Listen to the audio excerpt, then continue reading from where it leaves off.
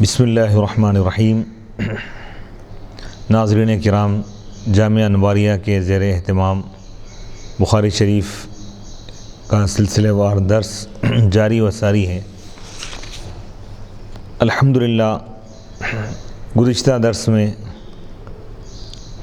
امام اور مقتدی کے چند مسائل ذکر کیے گئے تھے، اس کا تسلسل چل رہا تھا۔ اس میں ایک مسئلہ جو فقہا کے درمیان مختلف فی ہے، یعنی ایسا مسئلہ جس میں فقہا کے الگ الگ اقوال ہیں، وہ مسئلہ یہ ہے کہ اگر امام اور مقتدیوں کے درمیان کوئی چیز اگر حائل ہو جائے تو کیا نماز ہوگی یا نہیں، اقتداء درست ہوگی یا نہیں۔ اس کے متعلق ائمہ کے اقوال ذکر کیے گئے تھے۔ علامہ موفق الدین عبداللہ بن احمد بن قدامہ حنبلی رحمۃ اللہ علیہ فرماتے ہیں، ایک قول یہ ہے کہ اس صورت میں اقتداء صحیح نہیں ہے، یعنی امام اور مقتدیوں کے درمیان، نمازیوں کے درمیان راستہ یا دریا اگر حائل ہو جائے تو حائل یعنی بیچ میں اگر آ جائیں تو حنبلیوں کے پاس ایک قول یہ ہے کہ نماز درست نہیں ہے، اقتداء درست نہیں ہے۔ یہی ہمارے اصحاب کا مختار ہے، یعنی اصحاب حنف، یعنی حنبلیوں میں دو اقوال ہیں حنبلیوں کے درمیان، تو یہ قول مختار ہے ہو رہا ہے کہ اقتداء درست نہیں ہے، اور امام ابو حنیفہ رحمۃ اللہ علیہ کا مذہب ہے، کیونکہ شارع عام یعنی سڑک وغیرہ جو ہے نماز کی جگہ نہیں ہے، یعنی سڑک اگر حائل ہو جائے امام اور مقتدیوں کے درمیان تو نماز درست نہیں ہے۔ اور یہ اس صورت کے مشابہ ہے جو صفوں کے اتصال سے مانع ہو، یعنی صفوں میں اتصال ہونا ہے، گیپ نہیں آنا ہے، یعنی کنٹینیویشن ہونا، تسلسل ہونا ہے۔ دوسرا قول یہ ہے کہ اس صورت میں اقتداء جائز ہے، اور یہی قول میرے نزدیک صحیح ہے، علامہ موفق الدین فرما رہے ہیں، اور یہی امام مالک اور امام شافعی کا مذہب ہے، کیونکہ اس صورت میں اقتداء سے ممانعت کی کوئی تصریح نہیں ہے، اور نہ اس کی ممانعت پر اجماع ہے۔ نیز اقتداء سے مانع وہ چیز ہے جو امام کو دیکھنے اور اس کی آواز سننے سے مانع ہے، اور اس صورت میں ان میں سے کوئی بھی نہیں ہے۔ یعنی بعض لوگ جیسا کہ امام مالک اور امام شافعی رحمۃ اللہ علیہ کا مذہب بھی یہ قول بتایا جا رہا ہے کہ اگر امام اور مقتدیوں کے درمیان راستہ اگر آ جائے، یعنی سڑک آ جائے یا کوئی دریا اگر حائل ہو جائے، تو لوگ کہہ رہے ہیں کہ نماز جائز ہے، اقتداء درست ہے۔ اس کی وجہ کیا بیان کر رہے ہیں لوگ؟ اس کی وجہ یہ کہہ رہے ہیں کہ اس سے منع نہیں کیا گیا۔ دوسری وجہ یہ بیان کر رہے ہیں کہ اقتداء میں یہ چیز ضروری ہے کہ امام نظر آئے اور امام کی آواز مقتدیوں تک پہنچے، تو لہذا راستہ یعنی سڑک وغیرہ اگر امام مقتدیوں کے درمیان حائل ہو جائے تو اس میں کوئی رکاوٹ نہیں ہے برے لوگ، کہ مقتدیوں کے امام نظر آ رہا ہے اور مقتدیوں تک امام کی آواز پہنچ رہی ہے، تو لہذا اس میں کوئی حرج نہیں ہو رہا۔ علامہ منصور بن یونس حنبلی رحمۃ اللہ علیہ فرماتے ہیں کہ اگر مقتدی امام کو نہ دیکھے اور صرف اس کی آواز سن لے پھر بھی اقتداء جائز ہے۔ بسا اوقات بڑا مجمع ہوتا ہے، جماعت بڑی ہوتی ہے، جماعت کثیرہ، جیسا جامع مسجد وغیرہ میں یا جمعۃ الوداع کے موقع پر یا عیدین میں بڑا مجمع ہوتا،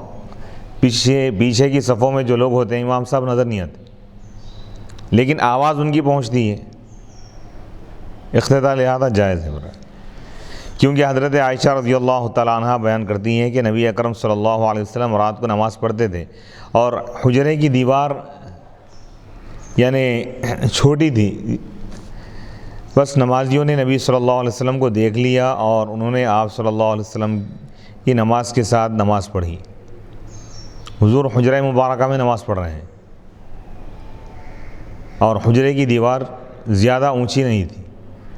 تو صحابہ مسجد میں ٹھہر کر حضور کی اقتداء میں نماز پڑھ رہے تھے۔ فقہاء شافعیہ کے نزدیک اگر امام اور نمازیوں کے درمیان یعنی مقتدیوں کے درمیان سڑک، راستہ یا دریا حائل ہو تو نماز کے جواز میں دو اقوال ہیں، یعنی نماز کے جائز ہونے کے بارے میں دو اقوال ہیں۔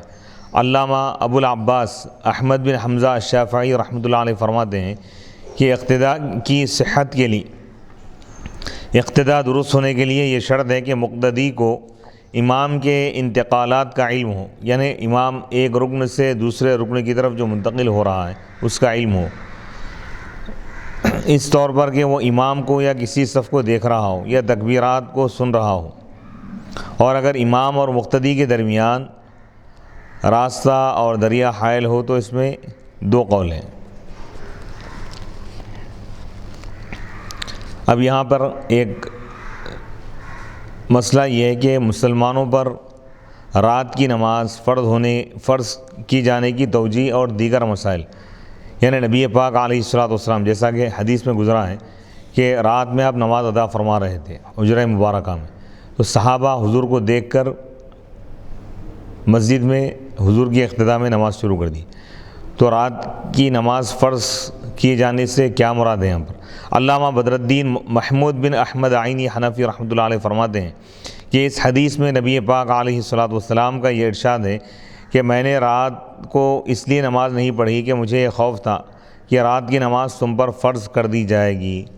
تو اس سے کیا مراد ہے؟ علامہ خطابی اس حدیث کی شرح میں فرماتے ہیں یہ کس طرح ممکن ہے کہ ہم پر رات کی نماز فرض کر دی جائے حالانکہ اللہ تعالیٰ نے فرائض مکمل کر دیے ہیں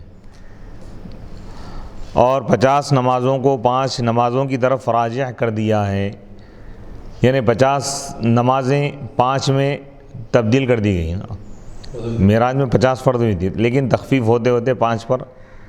بات مکمل ہو گئی، فیصلہ ہو گیا اس پہ۔ اس کے جواب میں یہ کہا گیا ہے کہ رات کی نماز آپ پر واجب تھی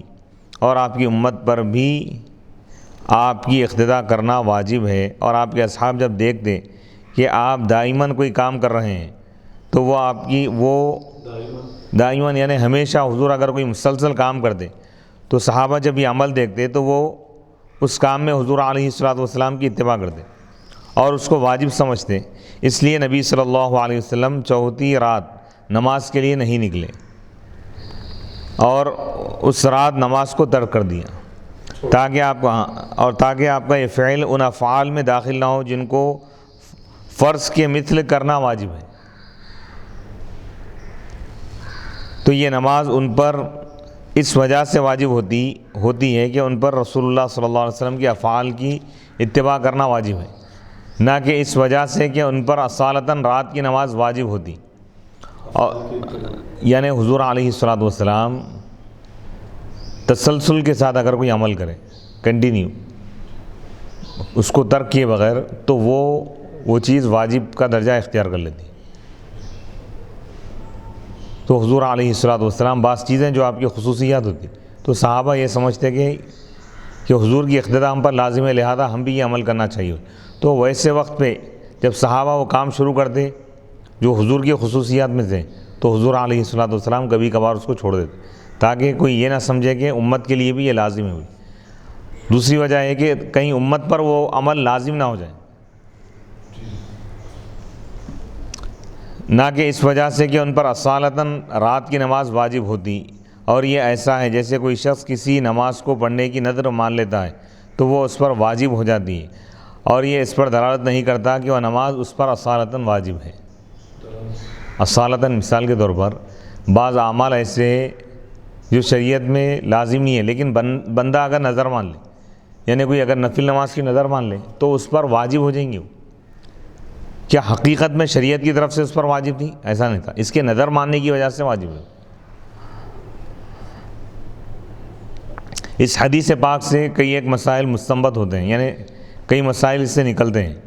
اگر امام نے نمازیوں کی امامت کی نیت نہ کی ہو پھر بھی اس کی اقتداء میں نماز پڑھنا جائز ہے،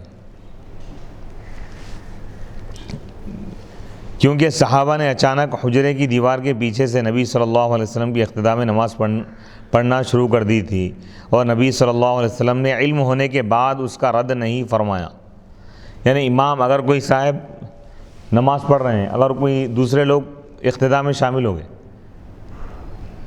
تو گویا کہ اقتداء ہو جائے گی۔ امام ابو حنیفہ، امام مالک اور امام شافعی کا یہی مذہب ہے۔ اس حدیث میں نفل کو جماعت سے پڑھنے کا ثبوت ہے، اور یہ کہ نفل گھر میں پڑھنا افضل ہے، کیونکہ حضرت زید بن ثابت رضی اللہ تعالیٰ عنہ بیان کرتے ہیں کہ نبی صلی اللہ علیہ وسلم نے فرمایا فرائض کے علاوہ مرد کی نماز گھر میں پڑھنا افضل ہے، یعنی مرد کا فرض نماز کے علاوہ دیگر نمازوں کو اپنے گھر میں ادا کرنا یہ افضل ہے۔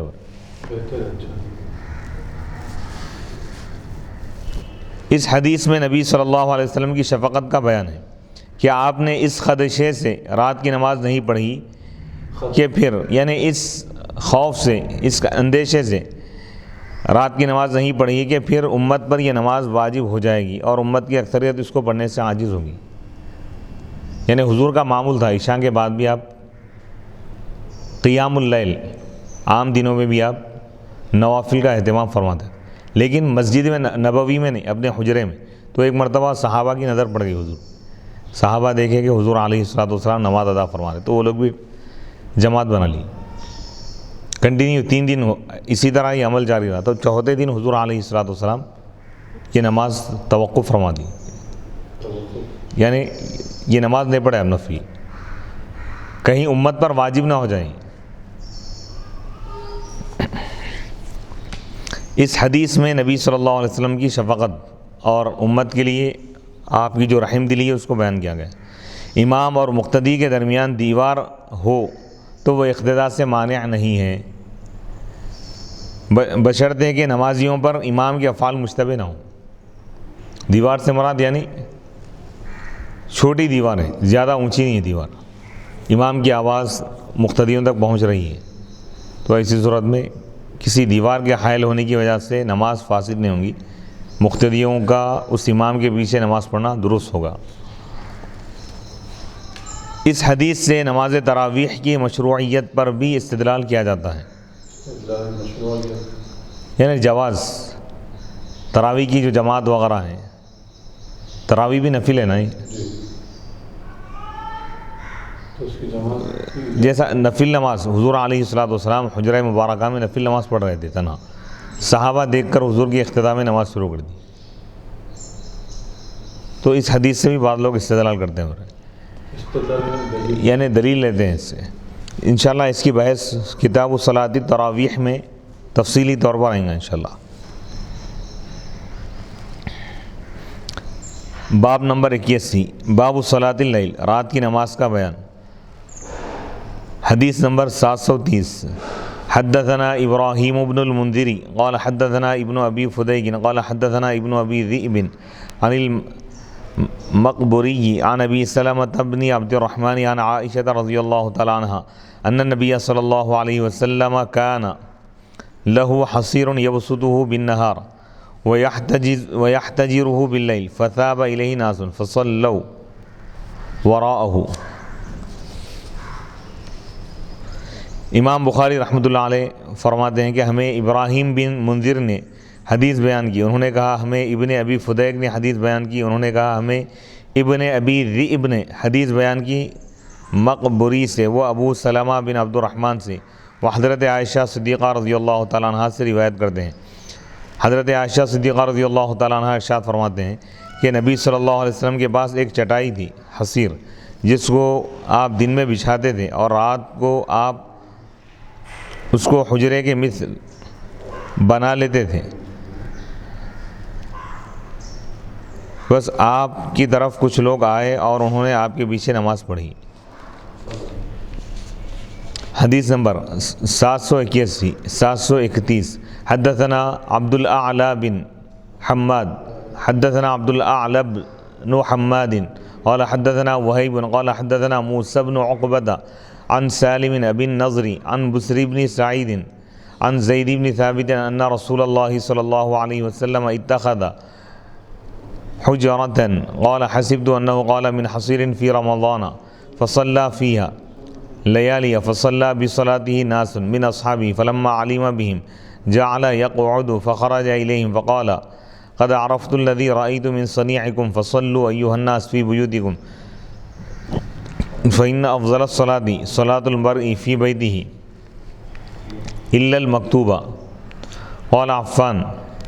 حدثنا وهيب قال حدثنا موسى قال سمعت أبا النضر عن بسر عن زيد عن النبي صلى الله عليه وسلم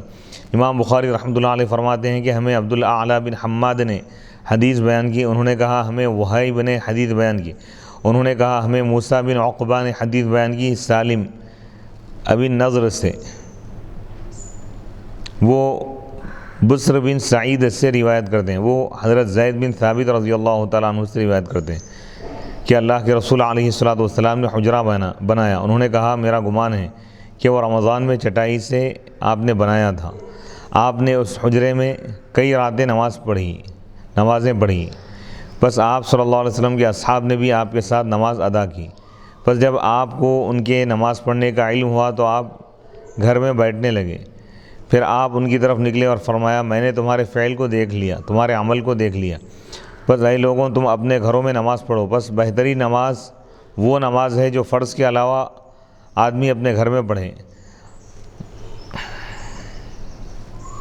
عفان نے کہا ہمیں وہیب نے حدیث بیان کی، انہوں نے کہا ہمیں موسیٰ نے حدیث بیان کی، انہوں نے کہا کہ میں نے ابو النضر سے سنا، وہ بصر بن سعید سے روایت کرتے ہیں، وہ زید بن ثابت رضی اللہ تعالیٰ عنہ سے، وہ نبی پاک علیہ الصلاۃ والسلام سے روایت کرتے ہیں۔ نوافل گھر میں پڑھنے کی فضیلت، یعنی فرض نماز کے علاوہ جتنی نمازیں ہیں گھر میں ادا کرنا اس کی فضیلت ہے۔ حضرت جابر رضی اللہ تعالیٰ عنہ بیان کرتے ہیں کہ اللہ کے رسول علیہ الصلاۃ والسلام نے فرمایا جب تم میں سے کوئی شخص مسجد میں فرض نماز پڑھ لے تو اپنی نماز کا ایک حصہ اپنے گھر کے لیے مقرر کر لے، یعنی نوافل وغیرہ گھر میں پڑھے، اللہ اس کی نماز کے سبب سے اس کے گھر میں خیر عطا فرمائے گا، یعنی گھر میں بھی برکت ہوں گی۔ حضرت عبداللہ بن عمر رضی اللہ تعالیٰ عنہما بیان کرتے ہیں کہ اللہ کے نبی علیہ الصلاۃ والسلام نے فرمایا اپنی نماز کا کچھ حصہ اپنے گھروں میں بھی ادا کرو اور اپنے گھروں کو قبرستان نہ بناؤ، یعنی اس حدیث کی تشریح میں یہ بات بتائی گئی ہے کہ کیونکہ قبرستان میں نماز ادا نہیں ہوتی تو گھروں کو اپنے گھروں کو نماز سے خالی مت رکھو، ویران مت بناؤ، جس طرح قبرستان ویران ہوتا ہے اس طرح اپنے گھروں کو ویران مت بناؤ، یعنی نوافل گھروں میں ادا کرو، سنتیں گھروں میں ادا کرو، فرض نماز مسجد میں ادا کرو۔ حضرت ابو موسیٰ رضی اللہ تعالیٰ عنہ بیان کرتے ہیں کہ نبی پاک علیہ الصلاۃ والسلام نے فرمایا جس گھر میں اللہ کا ذکر ہوتا ہے اور جس گھر میں اللہ کا ذکر نہیں ہوتا ان کی مثال زندہ اور مردے کی طرح ہے۔ حضرت عبداللہ بن عمر رضی اللہ تعالیٰ عنہما فرماتے ہیں میں نے نبی پاک علیہ الصلاۃ والسلام سے گھر میں نماز پڑھنے کے متعلق سوال کیا تو آپ نے فرمایا کسی شخص کا اپنے گھر میں نماز پڑھنا نور ہے، بس تم اپنے گھروں کو منور کرو۔ حضرت عبداللہ بن سعد رضی اللہ تعالیٰ عنہ فرماتے ہیں کہ میں نے رسول اللہ صلی اللہ علیہ وسلم سے سوال کیا کہ میرا اپنے گھر میں نماز پڑھنا یا مسجد میں نماز پڑھنا ان میں سے کون سی نماز افضل ہے؟ آپ نے فرمایا کیا تم میرا گھر نہیں دیکھتے، وہ مسجد سے کس قدر قریب ہے، اور میں اپنے گھر میں نماز پڑھوں یہ مجھے مسجد میں نماز پڑھنے سے زیادہ محبوب ہے سوائے اس کے کہ وہ فرض نماز ہو۔ یعنی اس حدیث پاک سے ثابت ہوا کہ نوافل گھر میں ادا کرنا یہ زیادہ افضل ہے اور فرض نماز مسجد میں ادا کرنا یہ افضل ہے۔ حضرت صہیب بن نعمان رضی اللہ تعالیٰ عنہ فرماتے ہیں کہ اللہ کے رسول علیہ الصلاۃ والسلام نے ارشاد فرمایا کوئی شخص اپنے گھر میں نماز پڑھے یہ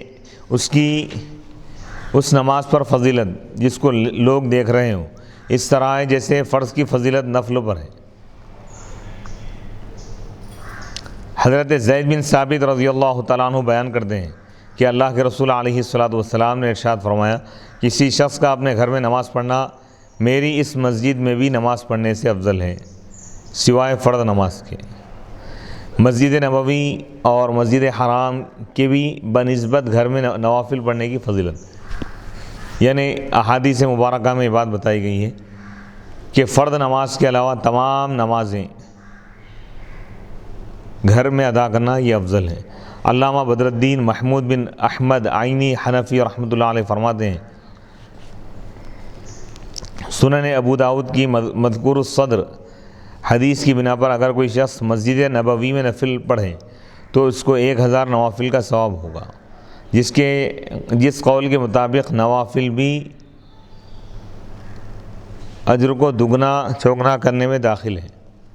اور جب وہ نفل گھر میں پڑھے گا تو اس کا اجر 1000 نمازوں سے افضل ہوگا۔ بلکہ علامہ نووی نے کہا ہے کہ صحیح یہ ہے کہ اجر کو دگنا چوگنا کرنا تمام حرم میں حاصل ہوتا ہے، اور انہوں نے حدیث کے عموم سے چند نوافل کو مستثنیٰ کیا ہے اور کہا ہے کہ ان کو گھر سے باہر میدان یا مسجد میں پڑھنا زیادہ کامل ہے، یعنی اس سے خارج کیا گیا، اس کو الگ کیا گیا ہے۔ اور یہ وہ نوافل ہیں جن میں جماعت مشروع ہے، جیسے عیدین، استسقاء،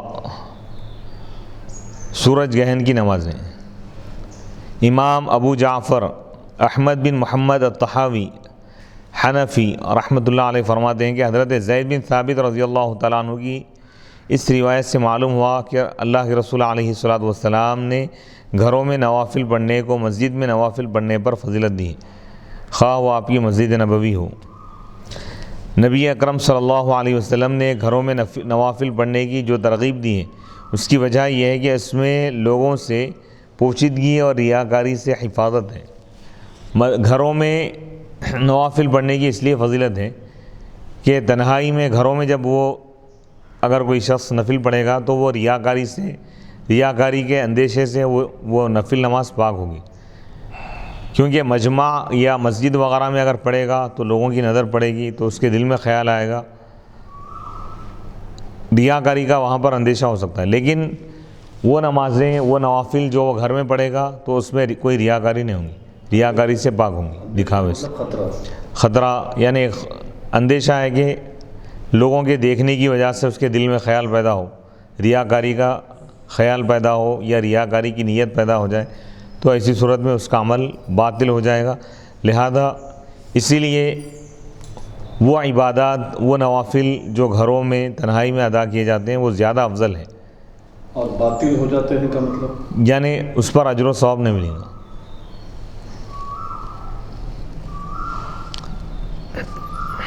نبی اکرم صلی اللہ علیہ وسلم نے گھروں میں نوافل پڑھنے کی جو ترغیب دی ہے، اس کی وجہ یہ ہے کہ اس میں لوگوں سے پوشیدگی اور ریاکاری سے حفاظت ہے، اور اس لیے تاکہ گھر عبادت کی وجہ سے متبرک ہو اور اس میں رحمت اور فرشتوں کا نزول ہو اور شیاطین اس سے دور بھاگے۔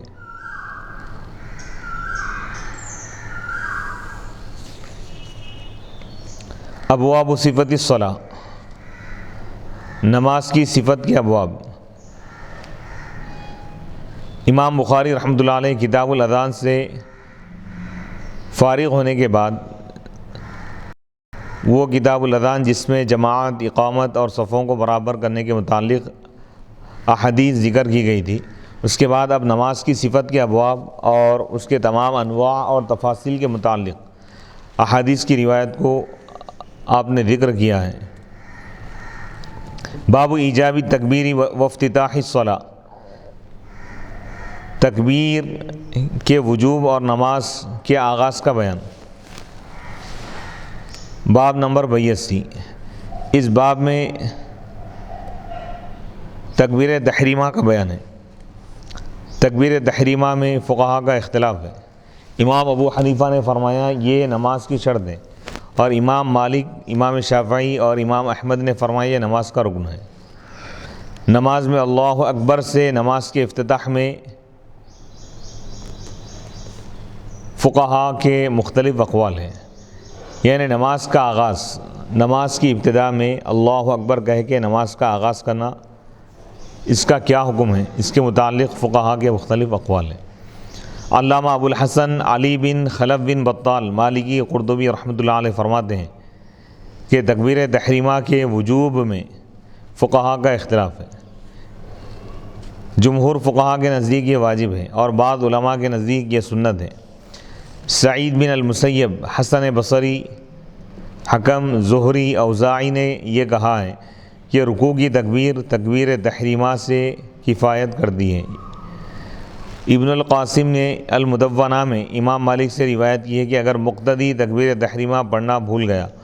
اور اس نے رکوع کی تکبیر پڑھ لی اور اس سے تکبیر تحریمہ کی نیت کر لی تو یہ اس کے لیے جائز ہے۔ اور جو فقہا تکبیر تحریمہ کو واجب کہتے ہیں، ان کی دلیل یہ ہے کہ نبی صلی اللہ علیہ وسلم نے فرمایا جب امام تکبیر کہے تو تم تکبیر کہو،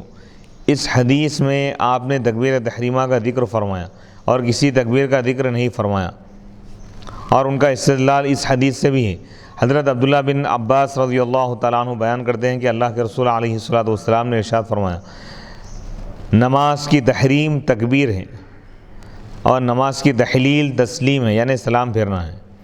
علامہ موفق الدین عبداللہ بن احمد بن قدامہ حنبلی رحمۃ اللہ علیہ فرماتے ہیں، ہمارے نزدیک اور امام مالک کے نزدیک نماز صرف اللہ اکبر کہنے سے منعقد ہوتی ہے۔ حضرت عبداللہ بن مسعود، طاؤوس، ایوب، امام مالک، امام ثوری، امام شافعی یہ کہتے تھے کہ نماز کا افتتاح تکبیر سے ہوتا ہے۔ عام متقدمین اور متاخرین اہل علم کا یہی قول ہے، یعنی پہلے والے اور بعد والے جو علماء ہیں ان میں سے اکثر علماء کا یہی قول ہے، مگر امام شافعی نے یہ کہا ہے کہ نماز اللہ الاکبر سے بھی منعقد ہو جاتی ہے، اور امام ابو حنیفہ نے یہ کہا ہے کہ اللہ تعالیٰ کے جس اسم کو بھی تعظیم سے کہا جائے اس سے نماز منعقد ہو جاتی ہے، جیسے اللہ العظیم یا کبیر یا جلیل یا سبحان اللہ، الحمدللہ، لا الہ الا اللہ، کیونکہ یہ سب اللہ تعالیٰ کے اسماء ہیں اور بلحاظ تعظیم ہیں۔ ہماری دلیل یہ ہے کہ نبی صلی اللہ علیہ وسلم نے فرمایا نماز کی تحریم تکبیر ہے، اور نبی صلی اللہ علیہ وسلم نے اعرابی سے فرمایا جب تم نماز کے لیے ٹھہرو تو اللہ اکبر کہو۔ امام ابو حنیفہ رحمۃ اللہ علیہ تکبیر تحریمہ کو شرط فرماتے ہیں۔ ان کی دلیل یہ ہے کہ قرآن مجید میں اللہ تعالیٰ کا ارشاد ہے وَذَكَرَ اسْمَ رَبِّهِ فَصَلَّى، اس نے اپنے رب کا نام لیا اور نماز ادا کیا، اور رب کا نام عام ہے اور وہ اللہ اکبر اور دوسرے اسماء کو شامل ہے۔ حدیث نمبر 732، حدثنا ابو الیمانی قال اخبرنا شعیب عن الزہری قال اخبرنی انس بن مالک الانصاری ان رسول اللہ صلی اللہ علیہ وسلم رکب فرسا فجحش شقه الایمن قال انس رضی اللہ تعالی عنہ فصلى لنا يومئذ صلاة من الصلوات وهو قاعد فصلينا وراءه قعودا ثم قال لما سلم انما جعل الامام ليؤتم به فاذا صلى قائما فصلوا قياما وإذا ركع فاركعوا وإذا رفع فارفعوا وإذا سجد فاسجدوا وإذا قال سمع الله لمن حمده فقولوا ربنا ولك الحمد۔ امام بخاری رحمۃ اللہ علیہ فرماتے ہیں کہ ہمیں ابو الیمان نے حدیث بیان کی، انہوں نے کہا ہمیں شعیب نے خبر دی زہری سے، انہوں نے کہا ہمیں حضرت انس بن مالک انصاری رضی اللہ تعالیٰ عنہ نے خبر دی کہ اللہ کے رسول علیہ الصلوۃ والسلام ایک گھوڑے پر سوار ہوئے، بس آپ کی دائیں جانب زخمی ہو گئی۔ حضرت انس رضی اللہ تعالیٰ عنہ نے بیان کیا کہ ایک دن آپ نے ہمیں نمازوں میں سے کوئی نماز پڑھائی، اس وقت آپ بیٹھے ہوئے تھے، یعنی بیٹھ کر آپ نماز ادا فرمائیں، نماز پڑھائیں، بس ہم نے بھی آپ کی اقتداء میں بیٹھ کر نماز پڑھی۔ پھر جب آپ نے سلام پھیرا تو فرمایا امام صرف اس لیے مقرر کیا جاتا ہے کہ اس کی اقتداء کی جائے، بس جب وہ کھڑے ہو کر نماز پڑھے تو تم کھڑے ہو کر نماز پڑھو، اور جب وہ رکوع کرے تو تم رکوع کرو، اور جب وہ رکوع سے سر اٹھائے تو تم بھی رکوع سے سر اٹھاؤ، اور جب وہ سجدہ کرے تو تم سب سجدہ کرو، اور جب وہ سمیع اللہ لمن حمیدہ کہے تو تم ربنا ولک الحمد کہو۔ اس قسم کی حدیث اس سے پہلے گزر چکی ہے، اور اس میں یہ مسئلہ بھی بیان کیا گیا ہے کہ اگر امام کسی عذر کی وجہ سے بیٹھ کر نماز پڑھائے تو مقتدی بیٹھ کر نماز نہیں پڑھیں گے، بلکہ وہ تو ٹھہر کر نماز پڑھیں گے اگر وہ تندرست ہو۔ اس حدیث میں جو بات بیان کی گئی ہے، حضور علیہ الصلوۃ والسلام نے جو فرمایا کہ اگر امام بیٹھ کر نماز پڑھے تو تم بھی بیٹھ کر نماز پڑھو، اور جب وہ کھڑے ہو کر نماز پڑھے تو تم بھی کھڑے ہو کر نماز پڑھو، ٹھہر کر نماز پڑھو، تو یہ ابتدائی حدیث ہے، یہ حکم منسوخ ہو گیا بعد میں۔ آپ کا جو آخری عمل رہا، آپ اپنے وصال سے پہلے نبی پاک علیہ الصلوۃ والسلام جو صحابہ کرام کو نماز پڑھائے، حضرت صدیق اکبر رضی اللہ تعالیٰ عنہ کی بائیں جانب آپ ٹھہر گئے، اور آپ امامت فرمائیں اور صحابہ حضور علیہ الصلاۃ والسلام بیٹھ کر نماز پڑھائیں اور صحابہ حضور علیہ الصلاۃ والسلام کے پیچھے حضور کی اقتداء میں کھڑے ہو کر نماز ادا کی۔ حضور علیہ الصلاۃ والسلام بعد میں ان کو اس سے منع نہیں کیا، تو یہ آپ کا آخری عمل ہے، یہ ناسخ ہے، پہلا جو عمل ہے وہ منسوخ ہے۔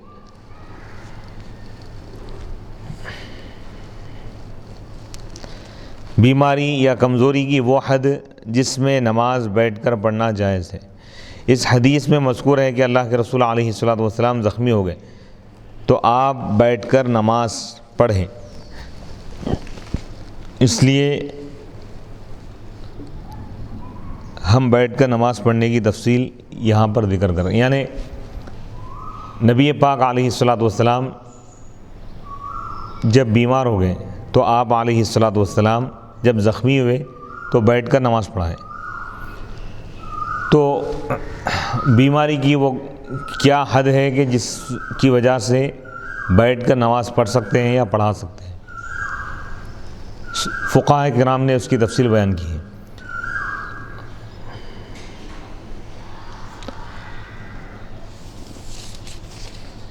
اگر کوئی شخص اتنا کمزور ہے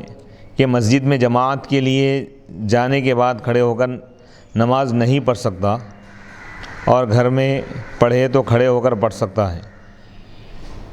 تو گھر میں پڑھے، جماعت میسر ہو تو جماعت سے، ورنہ تنہا۔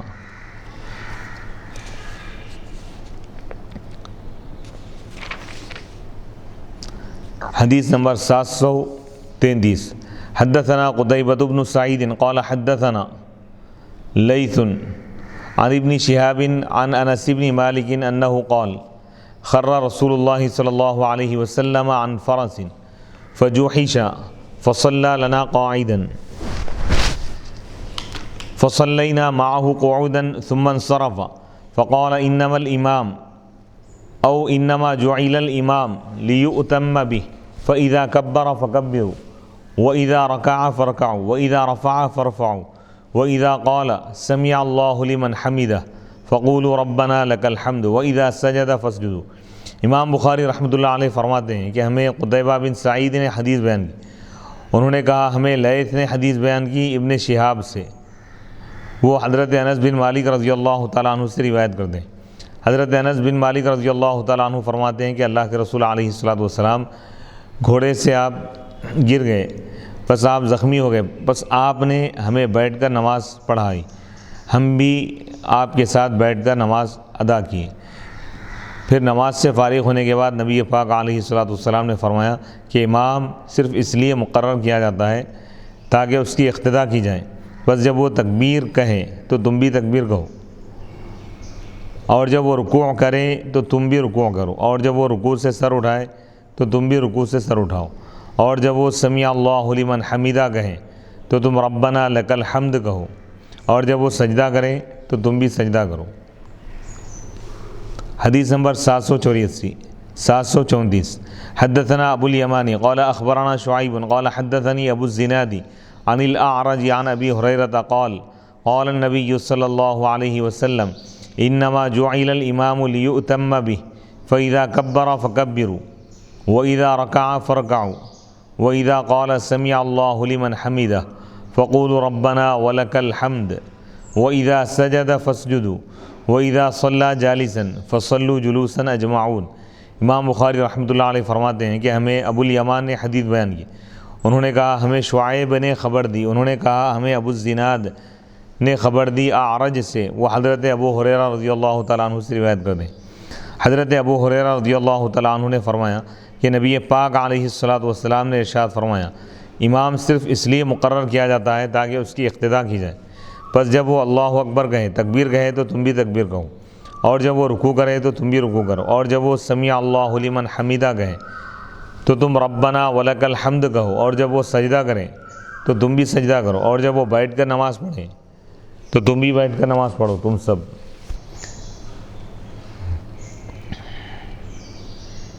امام رکوع سے سر اٹھانے کے بعد صرف سمیع اللہ لمن حمیدہ کہے اور مقتدی ربنا لک الحمد کہے۔ علامہ ابو الحسن علی بن ابی بکر حنفی رحمۃ اللہ علیہ فرماتے ہیں پھر امام رکوع سے سر اٹھائے اور کہے سمیع اللہ لمن حمدہ، اور مقتدی کہے ربنا لک الحمد۔ امام ابو حنیفہ رحمۃ اللہ علیہ کے نزدیک امام ربنا لک الحمد نہ کہے، اور امام ابو یوسف، امام محمد رحمۃ اللہ علیہما کے نزدیک امام اس کو دل میں پڑھے، کیونکہ حضرت ابو ہریرہ رضی اللہ تعالیٰ عنہ بیان کرتے ہیں کہ نبی پاک علیہ الصلوۃ والسلام ان دونوں ذکروں کو جمع کرتے تھے، اور اس لیے کہ امام دوسروں کو اللہ کی حمد کرنے کی ترغیب دے رہا ہے تو اپنے آپ کو نہ بھولیں۔ اور امام ابو حنیفہ کی دلیل یہ ہے کہ نبی پاک علیہ الصلوۃ والسلام نے فرمایا جب امام کہے سمیع اللہ لمن حمدہ تو تم کہو ربنا لک الحمد۔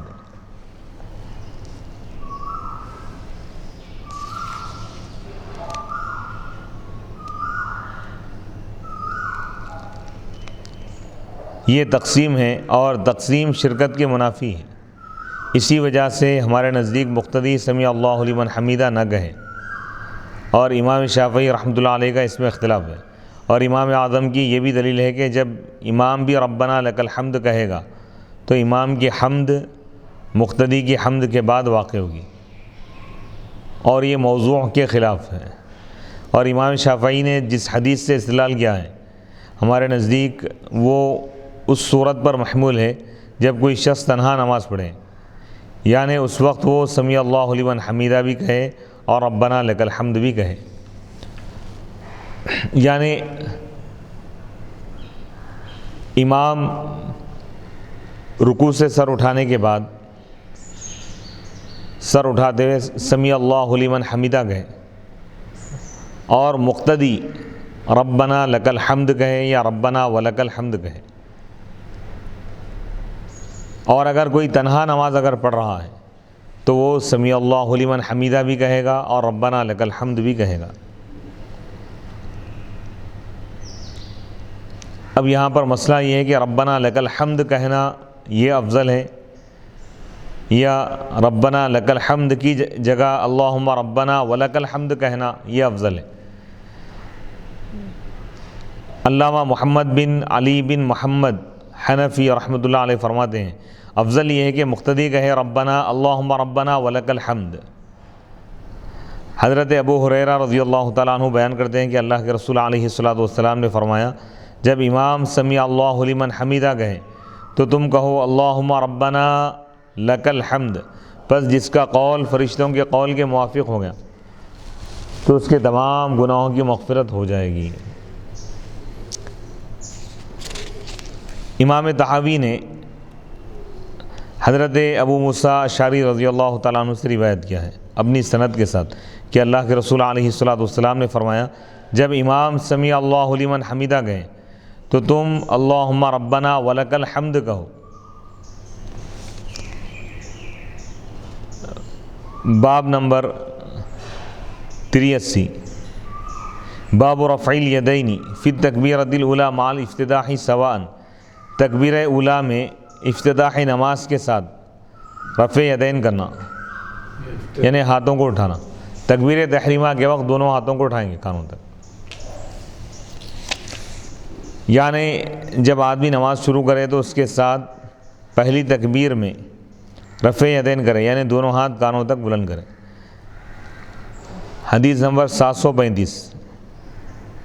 حدثنا عبد الله بن مسلمة عن مالك عن ابن شهاب عن سالم بن عبد الله عن أبيه أن رسول الله صلى الله عليه وسلم كان يرفع يديه حذو منكبيه إذا افتتح الصلاة وإذا كبر للركوع وإذا رفع رأسه من الركوع رفعهما كذلك أيضا وقال سمع الله لمن حمد ربنا ولك الحمد وكان لا يفعل ذلك في السجود۔ امام بخاری رحمۃ اللہ علیہ فرماتے ہیں ہمیں عبداللہ بن مسلمہ نے حدیث بیان کی امام مالک سے، وہ ابن شہاب سے، وہ سالم بن عبداللہ سے، وہ اپنے والد سے روایت کرتے ہیں کہ اللہ کے رسول علیہ الصلوۃ والسلام جب نماز شروع فرماتے تو اپنے کندھوں تک رفع یدین کرتے یعنی ہاتھ بلند کرتے، اور جب رکوع کے لیے تکبیر پڑھتے رکوع میں جانے کے لیے جب اللہ اکبر کہتے اور جب رکوع سے اپنا سر اٹھاتے تو اسی طرح رفع یدین کرتے، اور فرماتے سمیع اللہ لمن حمیدہ ربنا ولک الحمد، اور سجدے میں اس طرح نہیں کرتے تھے۔ رفع یدین کے وقت کانوں یا کندھوں تک ہاتھ بلند کرنے کے بارے میں فقہا کا اختلاف، یعنی رفع یدین دونوں ہاتھ جب تکبیر تحریمہ کہتے ہیں اللہ اکبر افتتاحی صلاۃ کے وقت، تو ہاتھ کہاں تک بلند کرنا ہے؟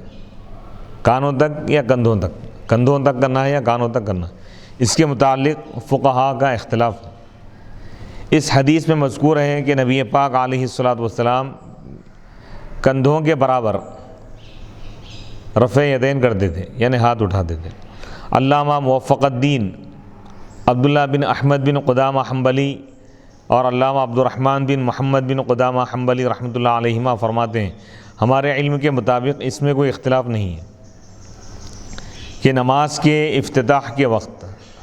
نماز شروع کرتے وقت رفع یدین کرنا مستحب ہے۔ حضرت عبداللہ بن عمر رضی اللہ تعالیٰ عنہما بیان کرتے ہیں کہ میں نے دیکھا کہ اللہ کے رسول علیہ الصلاۃ والسلام نے نماز کا آغاز فرمایا اور کندھوں کے برابر رفع یدین کیا، اور نمازی کو اس میں اختیار ہے کہ وہ کانوں کی لو تک ہاتھ بلند کرے یا کندھوں کے محاذات تک، یعنی کندھوں تک ہاتھوں کو بلند کرے یا کانوں کی لو تک۔ اس میں اختیار اس وجہ سے ہے کہ دونوں صورتیں نبی پاک علیہ الصلاۃ والسلام سے مروی ہیں۔ کندھوں کے برابر ہاتھ بلند کرنے کی حدیث حضرت ابو حمید، حضرت عبداللہ بن عمر، حضرت علی، حضرت ابو ہریرہ رضی اللہ تعالیٰ عنہم سے مروی ہیں، اور یہ امام شافعی اور اسحاق کا قول ہے۔ اور کانوں کی لو تک ہاتھ اٹھانے کی حدیث حضرت وائل بن حجر اور حضرت مالک بن حویرث رضی اللہ تعالیٰ عنہما سے مروی ہیں۔ حضرت وائل بن حجر رضی اللہ تعالیٰ عنہ بیان کرتے ہیں کہ جب نبی پاک علیہ الصلاۃ والسلام نماز میں داخل ہوئے تو آپ نے کانوں کے متوازی یعنی برابر ہاتھوں کو بلند کر کے اللہ اکبر کہا۔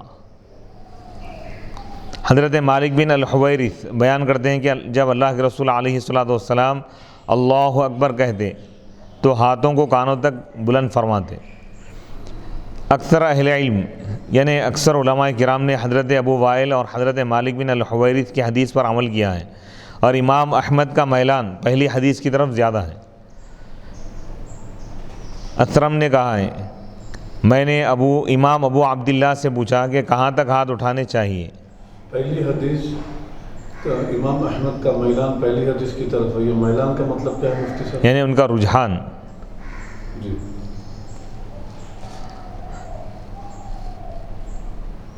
میں نے امام ابو عبداللہ سے پوچھا کہ کہاں تک ہاتھ اٹھانے چاہیے؟ انہوں نے کہا رہا میرا معاملہ تو میں کندھوں تک اٹھاتا ہوں، جیسا کہ حضرت عبداللہ بن عمر رضی اللہ تعالیٰ عنہما کی حدیث ہے، اور جو شخص کانوں کے متوازی یعنی اس کے برابر ہاتھ اٹھاتا ہے تو وہ بھی مستحسن ہے۔ اور میری وجہ ترجیح یہ ہے کہ حضرت عبداللہ بن عمر رضی اللہ تعالیٰ عنہ کی حدیث کے راوی اکثر ہیں، زیادہ لوگ ہیں، اور نبی پاک علیہ الصلاۃ والسلام کے زیادہ قریب ہیں، اور دوسری حدیث پر عمل کرنے کو میں اس لیے جائز کہتا ہوں کہ وہ بھی حدیث صحیح ہے، اور نبی پاک علیہ الصلاۃ والسلام کبھی کندھوں تک ہاتھ اٹھاتے تھے اور کبھی کانوں تک۔ رکوع میں جاتے ہوئے اور رکوع سے سر اٹھاتے ہوئے رفع یدین کرنے کے بارے میں فقہاء کرام کا اختلاف۔ تکبیر تحریمہ کے وقت تو ہاتھ اٹھانا ہی ہے، اس پر تو سب متفق ہیں، لیکن رکوع میں جاتے وقت بھی کیا ہاتھ اٹھانا ضروری ہے، رفع یدین کرنا ضروری ہے؟ تو فقہاء کے اس میں اختلاف ہے اور مختلف اقوال ہیں، ان کا اختلاف ہے۔ علامہ موفق الدین عبداللہ بن احمد بن قدامہ حنبلی رحمۃ اللہ علیہ فرماتے ہیں کہ رکوع میں جاتے ہوئے اور رکوع سے سر اٹھاتے ہوئے اسی طرح رفع یدین کریں، یعنی حنابلہ کے پاس رفع یدین ہے، جس طرح تکبیر تحریمہ کے وقت تکبیر تحریمہ کہتے وقت رفع یدین کیا تھا، خواہ کندھوں تک ہاتھ اٹھائے خواہ کانوں تک۔ حضرت عبداللہ بن عمر، حضرت عبداللہ بن عباس، حضرت جابر، حضرت ابو ہریرہ، حضرت زبیر حضرت عبداللہ بن زبیر، حضرت انس رضی اللہ تعالیٰ عنہم کا یہی مذہب ہے، اور فقہائے تابعین میں سے حسن بصری، حضرت عطاء، حضرت طاووس، حضرت مجاہد، حضرت سالم، حضرت سعید بن جبیر اور دیگر کا یہی مذہب ہے۔ امام شافعی اور ایک روایت کے موافق امام مالک کا بھی یہی مذہب ہے، اور امام ثوری اور امام ابو حنیفہ رحمۃ اللہ علیہما نے یہ کہا ہے کہ صرف تکبیر تحریمہ کے وقت رفع یدین کرے۔ ابراہیم نخعی کا بھی یہی قول ہے، اور ان کی دلیل یہ حدیث ہے۔ حضرت عبداللہ بن مسعود رضی اللہ تعالیٰ عنہ نے فرمایا، کیا میں تمہیں اللہ کے رسول علیہ الصلوۃ والسلام کی نماز نہ پڑھاؤں؟ پس انہوں نے نماز پڑھائی اور صرف پہلی مرتبہ رفع یدین کیا۔ یعنی حضرت عبداللہ بن مسعود رضی اللہ تعالیٰ عنہ کے عمل سے اس حدیث سے ثابت ہو رہا ہے کہ صرف تکبیر تحریمہ کے وقت ہاتھ اٹھانا ہے، رفع یدین کرنا ہے، جیسا کہ احناف کا مذہب ہے۔ امام اعظم ابو حنیفہ رحمۃ اللہ علیہ کی رائے اور ان کا قول یہی ہے۔ امام ترمذی نے کہا ہے کہ حضرت عبداللہ بن مسعود رضی اللہ تعالیٰ عنہ کی حدیث حسن صحیح ہے۔ حضرت برا بن عازب رضی اللہ تعالیٰ عنہ بیان کرتے ہیں کہ اللہ کے رسول علیہ الصلوۃ والسلام نماز کے آغاز کے وقت، افتتاح کے وقت، یعنی نماز شروع کرتے وقت کانوں تک رفع یدین کرتے تھے، یعنی کانوں تک ہاتھ اٹھاتے تھے، پھر دوبارہ رفع یدین نہیں کرتے تھے۔ فقہائے احناف نے کہا ہے کہ ان دونوں حدیثوں پر عمل کرنا اولا ہے، کیونکہ حضرت عبداللہ بن مسعود رضی اللہ تعالیٰ عنہ فقیہ تھے اور اللہ کے رسول علیہ الصلوۃ والسلام کے ہمیشہ ساتھ رہتے تھے۔ یعنی دو وجوہات بیان کر رہے ہیں کہ حضرت عبداللہ بن مسعود رضی اللہ تعالیٰ عنہ صحابہ میں آپ اعلیٰ درجے کے فقیہ تھے، اور نبی پاک علیہ الصلوۃ والسلام کے ساتھ زیادہ رہنے والے صحابہ میں آپ کا شمار تھا، اور آپ کے احوال اور آپ کے ظاہر اور باطن کے عالم تھے۔ اس لیے حضرت عبداللہ بن مسعود رضی اللہ تعالیٰ عنہ کی روایت کو ان کی روایت پر مقدم کیا جائے گا جن کا حال اس طرح نہیں ہے۔ ایک شخص نے رفع یدین کے متعلق حضرت وائل بن حجر کی روایت کی تو اس سے ابراہیم نخعی نے کہا، شاید حضرت وائل نے نبی پاک علیہ الصلوۃ والسلام کے ساتھ صرف ایک بار نماز پڑھی ہو، کیا تم چاہتے ہو کہ ہم ان کی روایت پر عمل کریں اور حضرت عبداللہ بن مسعود رضی اللہ تعالیٰ عنہ کی حدیث کو چھوڑ دیں جن کی نبی صلی اللہ علیہ وسلم کے ساتھ کوئی نماز نہیں چھوٹی؟ یعنی وائل بن حجر جو رفع یدین کی روایت کر رہے ہیں وہ بھی صحابی ہے، لیکن وہ زیادہ حضور علیہ الصلوۃ والسلام کے ساتھ نہیں رہے، یعنی ایسا ان کو موقع نہیں ملا۔ اور حضرت عبداللہ بن مسعود رضی اللہ تعالیٰ عنہ وہ صحابی ہیں کہ حضرت ابراہیم نخعی رحمۃ اللہ علیہ فرماتے ہیں کہ عبداللہ بن مسعود رضی اللہ تعالیٰ عنہ کی کوئی نماز حضور علیہ الصلوۃ والسلام کے ساتھ نہیں چھوٹی، یعنی اکثر و بیشتر زیادہ وقت وہ نبی پاک علیہ الصلوۃ والسلام کے ساتھ رہتے تھے، نبی پاک علیہ الصلوۃ والسلام کی اقتداء میں تمام نمازیں ادا کرتے تھے۔ وہ صحابی فرما رہے ہیں کہ حضور علیہ الصلوۃ والسلام صرف تکبیر تحریمہ نماز کے آغاز میں جب اللہ اکبر کہتے تو دونوں ہاتھ آپ اٹھاتے تھے، رفع یدین فرماتے تھے، لیکن اس کے علاوہ آپ دوبارہ رکوع میں جاتے وقت، رکوع سے سر اٹھاتے وقت آپ رفع یدین نہیں کرتے تھے۔ تو وہ صحابی جو تسلسل اور کثرت کے ساتھ حضور علیہ الصلوۃ والسلام کی خدمت میں رہے اور حضور علیہ الصلوۃ والسلام کی اقتدار میں کئی نمازیں ادا کی، تو ان کی حدیث اور ان کا قول زیادہ معتبر ہوگا بنسبت ان کے جو ایک آدھ نماز حضور کے پیچھے ادا کیے موقع نہ ملنے کی وجہ سے۔ بعض صحابہ وہ تھے جو چند لمحات حضور علیہ الصلوۃ والسلام کے ساتھ گزارے، بعض صحابہ وہ تھے جو چند دن حضور علیہ الصلوۃ والسلام کے ساتھ گزارے، بعض صحابہ وہ تھے جو اپنی زندگی کا پورا وقت نبی پاک علیہ الصلوۃ والسلام کے ساتھ گزار دی۔ تو صحابہ میں بھی درجات ہیں، طبقات ہیں، تو روایت پر عمل کرنے سے پہلے صحابہ کے درجے کو بھی دیکھا جائے گا، راوی کا مقام کیا ہے، راوی کا مرتبہ کیا ہے، راوی حضور علیہ الصلوۃ والسلام کے کتنے زیادہ قریب رہے، وہ اسلام کب قبول کیے تھے، حضور علیہ الصلوۃ والسلام سے کتنے قریب رہے، یہ بھی دیکھا جائے گا اس میں۔ اور ہماری دلیل یہ ہے کہ زہری سالم سے روایت کرتے ہیں اور سالم حضرت عبداللہ بن عمر رضی اللہ تعالیٰ عنہما سے روایت کرتے ہیں۔ حضرت عبداللہ بن عمر رضی اللہ تعالیٰ عنہما فرماتے ہیں کہ میں نے اللہ کے رسول علیہ الصلوۃ والسلام کو دیکھا کہ جب آپ نماز شروع کرتے تو کندھوں تک ہاتھ بلند کر کے رفع یدین کرتے تھے، ہاتھ بلند کرتے تھے، اور جب رکوع کا ارادہ کرتے اور جب رکوع سے سر اٹھانے کا ارادہ کرتے اور سجدے میں اس طرح نہیں کرتے تھے۔ حضرت عمر، حضرت علی، حضرت وائل بن حجر، حضرت مالک بن حویرث، حضرت انس، حضرت ابو ہریرہ، حضرت ابو سعید، حضرت سہل بن سعد، حضرت محمد بن مسلمہ، حضرت ابو موسیٰ، حضرت جابر بن عمر اللیثی سے رفع یدین کے متعلق احادیث مروی ہیں اور حدیث متواتر کے حکم میں ان کے بکثرت راوی ہیں اور ان کی سند صحیح ہے اور ان پر صحابہ اور فقہاء تابعین نے عمل کیا ہے، اور جنہوں نے اس پر عمل نہیں کیا ہے ان پر انہوں نے رد بھی نہیں کیا، ان پر انہوں نے رد کیا ہے۔ یعنی یہ بتا رہے ہیں کہ رفع یدین کرنا یا نہیں کرنا، تو رفع یدین نہیں کرنے کا جو معاملہ ہے یہ معتبر مستند راویوں سے یہ حدیث مروی ہے۔ ترک رفع یدین کے متعلق احادیث اور آثار، یعنی رفع یدین نہیں کرنا چاہیے، حضور علیہ الصلوۃ والسلام رفع یدین نہیں کیے سوائے تکبیر تحریمہ کی، اس کے متعلق بھی کئی آثار اور کئی احادیث موجود ہیں۔ آثار کا مطلب؟ آثار یعنی تابعین کے اقوال کو آثار کہا جاتا ہے۔ امام ابو جعفر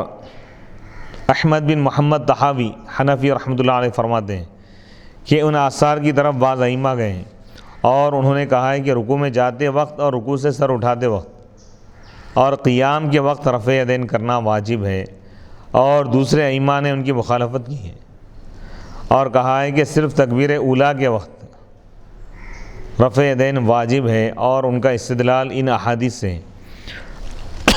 حضرت براء بن عازب رضی اللہ تعالیٰ عنہ بیان کرتے ہیں کہ نبی پاک علیہ الصلوۃ والسلام جب نماز کا افتتاح کرنے کے لیے، نماز شروع کرنے کے لیے اللہ اکبر کہتے تو دونوں ہاتھ کانوں کی لو تک بلند فرماتے، اٹھاتے،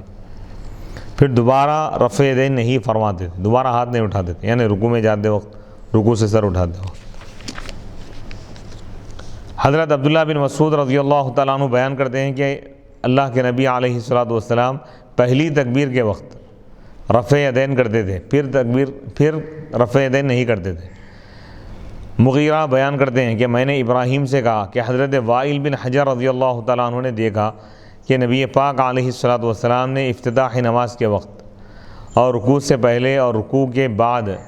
رفع یدین کیا۔ انہوں نے کہا کہ اگر حضرت وائل نے ایک مرتبہ آپ کو رفع یدین کرتے ہوئے دیکھا ہے تو حضرت عبداللہ بن مسعود رضی اللہ تعالیٰ عنہ نے 50 مرتبہ حضور علیہ الصلوۃ والسلام کو ترک رفع یدین کرتے ہوئے دیکھا ہے، رفع یدین کو چھوڑتے ہوئے دیکھے 50 مرتبہ۔ عاصم بن کلیب اپنے والد سے روایت کرتے ہیں کہ مولا کائنات حضرت علی رضی اللہ تعالیٰ عنہ نماز کی پہلی تکبیر کے وقت رفع یدین فرماتے تھے، پھر اس کے بعد رفع یدین نہیں کرتے تھے، یعنی اتنے جلیل القدر صحابی کا عمل بھی یہی ہے کہ رفع یدین نہیں کرنا ہے۔ ابو اسحاق بیان کرتے ہیں کہ حضرت عبداللہ بن مسعود اور حضرت علی رضی اللہ تعالیٰ عنہ کے اصحاب صرف نماز کے افتتاح میں، نماز کے آغاز میں رفع یدین کرتے تھے، پھر دوبارہ نہیں کرتے تھے۔ یعنی حضرت علی رضی اللہ تعالیٰ عنہ مولا کائنات کے جو اصحاب، جو ساتھی تھے، ان کے ماننے والے صرف نماز کے شروع میں تکبیر تحریمہ کہتے وقت ہی رفع یدین کرتے تھے، اس کے علاوہ نماز میں کبھی رفع یدین نہیں کرتے تھے۔ حضرت عبداللہ بن مسعود رضی اللہ تعالیٰ عنہ اور ان کے اصحاب، ان کے ماننے والے اور ان کے ساتھی اور ان کے شاگرد، یہ لوگ بھی صرف تکبیر تحریمہ کے وقت اللہ اکبر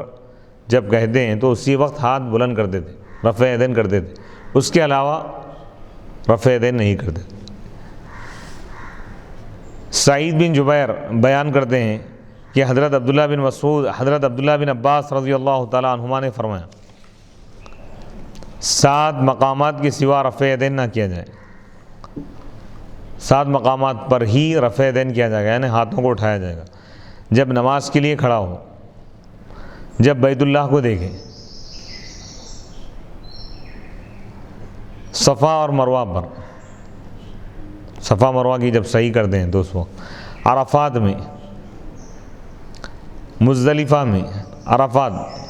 9 ذی الحج کی تاریخ میں جب حجاج کرام وہاں پر جمع ہوتے ہیں تو وہ لوگ ہاتھ اٹھاتے ہیں، مزدلفہ میں، اور شیاطین کو کنکریاں مارتے وقت۔ مجاہد بیان کرتے ہیں کہ میں نے حضرت عبداللہ بن عمر رضی اللہ تعالیٰ عنہما کو صرف افتتاحی نماز کے وقت رفع دین کرتے ہوئے دیکھا ہے۔ اسود اور علقمہ صرف افتتاحی نماز کے وقت رفع دین کرتے تھے، پھر دوبارہ رفع دین نہیں کرتے تھے۔ اسود بیان کرتے ہیں کہ میں نے حضرت عمر رضی اللہ تعالیٰ عنہ کی اختتام نماز ادا کی، انہوں نے صرف نماز کے افتتاح، نماز کے آغاز کے وقت رفع دین کیا۔ عبد الملک نے کہا میں نے شعبی، ابراہیم اور ابو اسحاق کی اختتام نماز ادا کیا، وہ سب صرف افتتاحی نماز کے وقت رفع دین کرتے تھے۔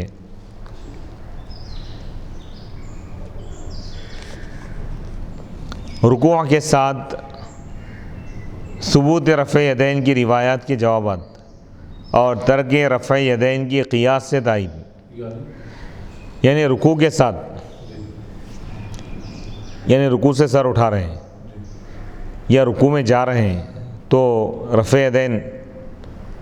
کی جو روایت ہے اس کا کیا جواب ہے پھر؟ اور رفع یدین کو چھوڑنے کی تائید کس سے ہو رہی؟ قیاس، یعنی عقلی دلیل سے بھی اگر ہم غور کریں گے، اگر کوئی غور کرے تو یہ معلوم ہوگا، یہ ثابت ہوگا کہ رفع یدین نہیں کرنا چاہیے۔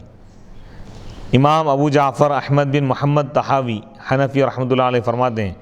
کہ حضرت علی رضی اللہ تعالیٰ عنہ کی حدیث جبکہ صحیح سند سے ثابت ہے تو یہ رفع یدین ترک کرنے والوں کی نہایت قوی دلیل ہے، یعنی جو رفع یدین نہیں کرتے، جیسا کہ احناف ہے، احناف کی یہ قوی دلیل ہے، مولا کائنات کا عمل اور ان کی جو حدیث ہے یہ انتہائی معتبر حدیث ہے۔ اب رہا حضرت عبداللہ بن عمر رضی اللہ تعالیٰ عنہ کی حدیث کا معاملہ، تو ان سے مروی ہے کہ نبی پاک علیہ الصلاۃ والسلام کے بعد انہوں نے رفع یدین نہیں کیا۔ مجاہد بیان کرتے ہیں کہ میں نے حضرت عبداللہ بن عمر رضی اللہ تعالیٰ عنہما کی اختتام نماز ادا کی، انہوں نے صرف تکبیر اولیٰ کے وقت رفع یدین کیا۔ یہ حضرت عبداللہ بن عمر رضی اللہ تعالیٰ عنہما ہیں جنہوں نے نبی پاک علیہ الصلاۃ والسلام کو رفع یدین کرتے ہوئے دیکھا، پھر انہوں نے نبی پاک علیہ الصلاۃ والسلام کے بعد رفع یدین کو ترک کر دیا، اور یہ اسی وقت ممکن ہوا جب ان کے نزدیک رفع یدین منسوخ ہو چکا تھا اور ان کے نزدیک اس پر دلیل قائم ہو چکی تھی۔ نیز حضرت عمر بن خطاب رضی اللہ تعالیٰ عنہ سے بھی مروی ہے کہ وہ صرف افتتاح صلاۃ کے وقت رفع یدین کرتے تھے، یعنی یہ بتا رہے ہیں کہ حضرت عبداللہ بن عمر رضی اللہ تعالیٰ عنہ، ایک روایت یہ ہے ان کی کہ انہوں نے نبی پاک علیہ الصلاۃ والسلام کو رفع یدین کرتے ہوئے دیکھا، ایک روایت۔ پھر دوسرا ان کا عمل ہے، حضرت عبداللہ بن عمر رضی اللہ تعالیٰ عنہما کا عمل کیا ہے؟ حضور کے پردہ فرمانے کے بعد، حضور کے وصال کے بعد جب بھی ان کو نماز پڑھتے ہوئے دیکھا گیا، رفع یدین نہیں کی۔ تو اس کا مطلب کیا ہے؟ وہ روایت کر رہے ہیں کہ حضور رفع یدین کیے اور عمل یہ کر رہے ہیں کہ رفع یدین نہیں کر رہے، تو صحابی سے ہم یہ امید ہی نہیں کر سکتے کہ حضور علیہ الصلاۃ والسلام کی حدیث کے خلاف یا حضور کے عمل کے خلاف ان کا عمل ہو یا حضور کی سنت کے خلاف ان کا عمل ہو، ایسا ہو ہی نہیں سکتا۔ تو مطلب یہ ہوا کہ حضرت عبداللہ بن عمر رضی اللہ تعالیٰ عنہ یہ جانتے تھے کہ رفع یدین کا جو عمل ہے، رفع یدین والی جو حدیث ہے وہ حدیث منسوخ ہو گئی، اس کا حکم ختم ہو گیا، بعد میں رفع یدین کو چھوڑ دیا گیا، تو بعد والا جو عمل ہے اس کو اختیار کریں۔ یعنی جو لوگ رفع یدین کی حدیث بول کے جو پیش کرتے ہیں، بھائی حدیث میں ہے کہ رفع یدین کریں، جو حکم منسوخ ہو جاتا ہے وہ بھی حدیث میں ذکر کیا جاتا ہے، جو حکم باقی رہتا ہے اس کو بھی بیان کر دے. تو یہ فقیہ کا کام ہے کہ پہلا عمل کون سا ہے، دوسرا عمل کون سا ہے، جی اس کو پہچاننا اور اس کو متعین کرنا، متعین فکس. یعنی اس کو مقرر کرنا کہ بھائی کس پر عمل کریں. تو اس وقت صحابی کے عمل کو ہم دیکھیں گے کہ صحابی ایک طرف یہ روایت کر رہے ہیں کہ انہوں نے نبی پاک علیہ الصلاۃ والسلام کو رفع یدین کرتے ہوئے دیکھا، لیکن جب صحابی کا عمل دیکھا گیا حضور کے پردہ فرمانے کے بعد، حضرت عبداللہ بن عمر رضی اللہ تعالیٰ عنہ رفع یدین نہیں کرتے تھے. تو مطلب یہ ہوا کہ حضرت عبداللہ بن عمر رضی اللہ تعالیٰ عنہ کا یہ عمل بتا رہا ہے کہ پہلے والا جو عمل ہے، پہلی جو حدیث ہے وہ منسوخ ہے، اور یہ جو بعد کا جو عمل ہے یہ ناسخ ہے. یعنی ان کے پاس وہ حدیث ثابت ہو گئی ہے کہ حضور علیہ الصلاۃ والسلام بعد میں رفع یدین نہیں کیے، آخری جو حضور کا عمل تھا. تو لہذا حدیث کو فقہائے کرام سمجھ کر مسئلے کا استنباط کر دیں. جیسا بعض نادان لوگ یہ کہتے ہیں کہ بھائی احناف حدیث پر عمل نہیں کرتے، ایسا نہیں ہے. دلائل ہوتے ہیں ہر فقیہ کے پاس، ہر مجتہد کے پاس، چاہے امام شافعی ہو، امام مالک ہو، امام احمد بن حنبل ہو، یا امام اعظم ابو حنیفہ رحمۃ اللہ علیہ. کوئی بھی مسلک بغیر حدیث کے نہیں. ہر ایک کے اصول بنے ہوئے، ہر ایک کے ضوابط، قواعد اور اصول ہیں. ہر ایک کے حدیث کو سمجھنے کا انداز ہے، حدیث کو سمجھنے کا انداز الگ ہوتا ہے. جو دلائل مستنبط کرتے ہیں کہ مطلب یعنی ان دلائل کے ذریعے احکام نکل دیں. یعنی دو قسم کی حدیثیں اگر آ جائیں تو کون سی حدیث پر عمل کریں گے یہ طے کرنا یہ فقیہ کا کام ہے. جی فقیہ اس کو متعین کرتا ہے دلائل کی روشنی میں، قرائن اور آثار کو دیکھ کر فقیہ کی نگاہ، فقیہ کی نظر متعین کر دیتی ہے کہ کون سی حدیث منسوخ ہے اور کون سی ناسخ. تو یہ ایک عام آدمی کا کام نہیں ہے. متعین یعنی مقرر کر دیتے ہیں کہ بھئی یہ حدیث پہلے کی ہے، یہ حدیث بعد کی ہے. حضور کا پہلا عمل یہ تھا، بعد والا عمل یہ تھا. تو اس پہ پریشان ہونے کی ضرورت نہیں ہے. لوگ پریشان ہو جاتے ہیں یہ بھی ہے یہ بھی ہے حدیث، ایسا کیسا. تو اسلام میں جو احکام نازل ہوئے حکمت کے تحت ہے وہ، یعنی جب جیسے حالات تھے ویسا حکم دیا گیا. بعد میں جب حالات بدل گئے حکم بدل گیا. تو اس کو فقہائے کرام اس کو اچھی طرح سمجھتے ہیں، فقہا اور مجتہدین.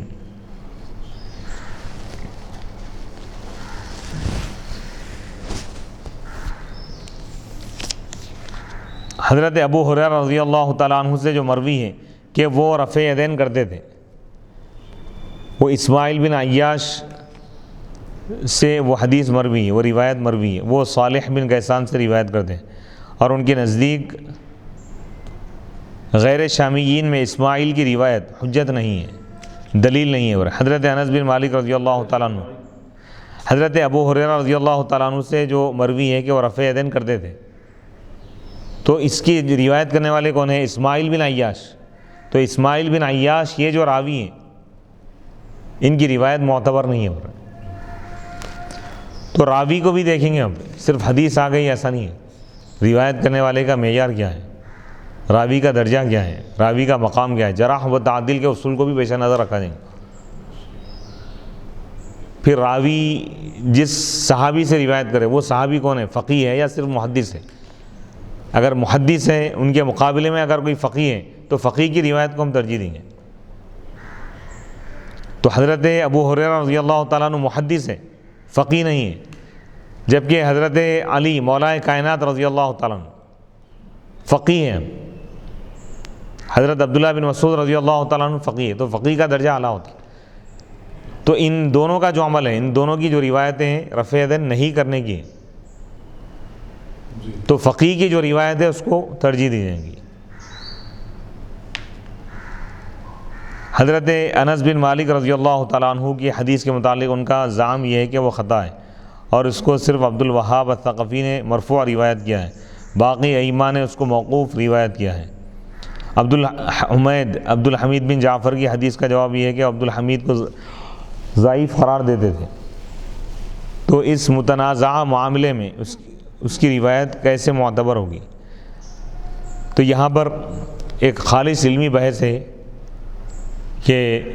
پہلی بات تو یہ ہے کہ معتبر اور مستند جو احادیث ہیں اور صحابہ میں جو اعلیٰ درجے کے جو صحابی ہیں جن کو اللہ تعالیٰ علم حدیث کے ساتھ ساتھ فقہ اور افتاء میں اعلیٰ درجہ عطا فرمایا تھا،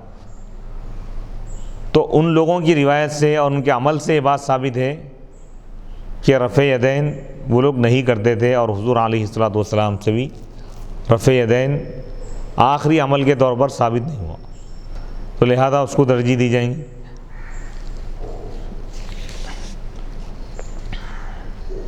باب رفع الیدین اذا کبر واذا رکع واذا رفع،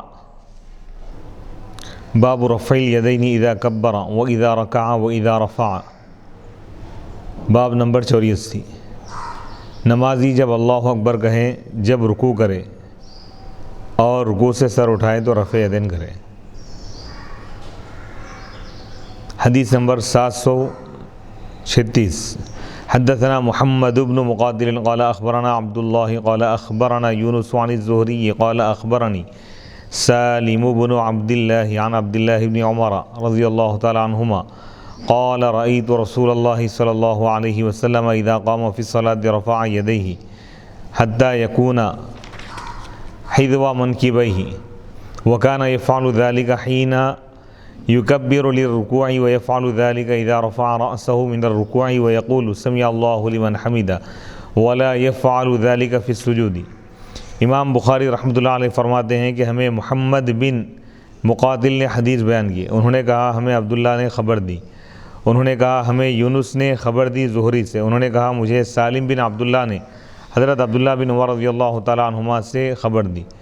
حضرت عبداللہ بن عمر رضی اللہ تعالیٰ عنہما نے کہا میں نے دیکھا کہ رسول اللہ صلی اللہ علیہ وسلم جب نماز میں کھڑے ہوتے تو رفع یدین کرتے، حتیٰ کہ آپ کے دونوں ہاتھ کندھوں کے برابر ہوتے، اور جب آپ رکوع کے لیے تکبیر کہتے اور جب رکوع سے سر اٹھاتے تب بھی اسی طرح کرتے، یعنی رفع یدین کرتے، اور آپ سمیع اللہ لمن، اور آپ فرماتے سمیع اللہ لمن حمیدہ، اور آپ سجدے میں اس طرح نہیں کرتے تھے۔ حدیث نمبر 737۔ حدثنا اسحاق الواسطی قال حدثنا خالد بن عبد الله عن خالد عن ابی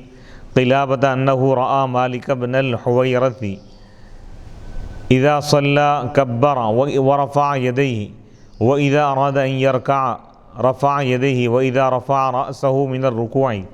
رفع يديه وحدث ان رسول الله صلی اللہ علیہ وسلم صنع هكذا۔ امام بخاری رحمۃ اللہ علیہ فرماتے ہیں ہمیں اسحاق واسطی نے حدیث بیان کی، انہوں نے کہا ہمیں خالد بن عبداللہ نے حدیث بیان کی خالد سے، وہ ابو قلابہ سے، انہوں نے حضرت مالک بن حویرث رضی اللہ تعالیٰ عنہ کو دیکھا، وہ جب نماز پڑھتے تو تکبیر کہتے اور رفع یدین کرتے، اور جب رکوع کا ارادہ کرتے تو رفع یدین کرتے، اور جب رکوع سے سر اٹھاتے تو رفع یدین کرتے، اور انہوں نے بیان کیا کہ رسول اللہ صلی اللہ علیہ وسلم اسی طرح کرتے تھے۔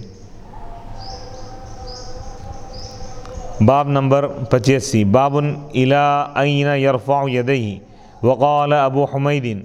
فی اصحابہ رفع النبی صلی اللہ علیہ وسلم حذو منکبیہ، کہاں تک ہاتھوں کو بلند کریں، یعنی ہاتھ کہاں تک اٹھانا چاہیے، اور ابو حمید نے اپنے اصحاب میں کہا کہ نبی پاک علیہ الصلوۃ والسلام نے کندھوں کے برابر یعنی کندھوں تک ہاتھ بلند کیے۔ محمد بن عمرو بن عطا بیان کرتے ہیں کہ وہ نبی پاک علیہ الصلوۃ والسلام کے اصحاب کی جماعت کے ساتھ بیٹھے ہوئے تھے، پس ہم نے نبی صلی اللہ علیہ وسلم کی نماز کا ذکر کیا تو حضرت ابو حمید الساعدی رضی اللہ تعالیٰ عنہ نے کہا مجھے تم سے زیادہ اللہ کے رسول علیہ الصلوۃ والسلام کی نماز یاد ہے، میں نے آپ کو دیکھا جب آپ اللہ اکبر کہتے تو اپنے دونوں ہاتھوں کو کندھوں تک اٹھاتے تھے، بلند کرتے تھے، یعنی ہاتھ کہاں تک اٹھانا چاہیے وہ بتا رہے ہیں۔ حدیث نمبر 738۔ حدثنا ابو الیمانی قال اخبرنا شعیب عن الزہری قال اخبرنا سالم بن عبد اللہ ان عبد اللہ بن عمر رضی اللہ تعالی عنہما قال رأيت النبي صلى الله عليه وسلم افتتح التكبير في الصلاة فرفع يديه حين يكبر حتى يجعلهما حذو منكبيه وإذا كبر للركوع فعل مثله وإذا قال سمع الله لمن حمده فعل مثله وقال ربنا ولك الحمد ولا يفعل ذلك حين يسجد ولا حين يرفع رأسه من السجود۔ امام بخاری رحمۃ اللہ علیہ فرماتے ہیں کہ ہمیں ابو الیمان نے حدیث بیان کی، انہوں نے کہا ہمیں شعیب نے خبر دی زہری سے، انہوں نے کہا ہمیں سالم بن عبداللہ نے خبر دی کہ حضرت عبداللہ بن عمر رضی اللہ تعالیٰ عنہما نے بیان کیا کہ میں نے دیکھا نبی صلی اللہ علیہ وسلم نے نماز کا تکبیر سے افتتاح کیا، آغاز فرمایا، یعنی اللہ اکبر کہہ کر، بس انہوں نے تکبیر پڑھتے ہوئے کندھوں تک رفع یدین کیا، ہاتھوں کو اٹھایا، اور جب رکوع کے لیے تکبیر کہی تو اس کے مثل کیا، اور جب کہا سمیع اللہ لمن حمیدہ تو اس کے مثل کیا اور کہا ربنا ولک الحمد، اور سجدے کے وقت اس طرح نہیں کیا اور نہ سجدے سے سر اٹھاتے وقت، یعنی رکوع میں جاتے وقت، رکوع سے سر اٹھاتے وقت رفع یدین کی۔ باب نمبر 86، باب رفع الیدین اذا قام من الرکعتین، جب 2 رکعت پڑھ کر کھڑا ہو تو رفع یدین کرے، یعنی جب 2 رکعت کے بعد تشہد پڑھ کر تیسری رکعت کے لیے کھڑا ہو تو رفع یدین کرے۔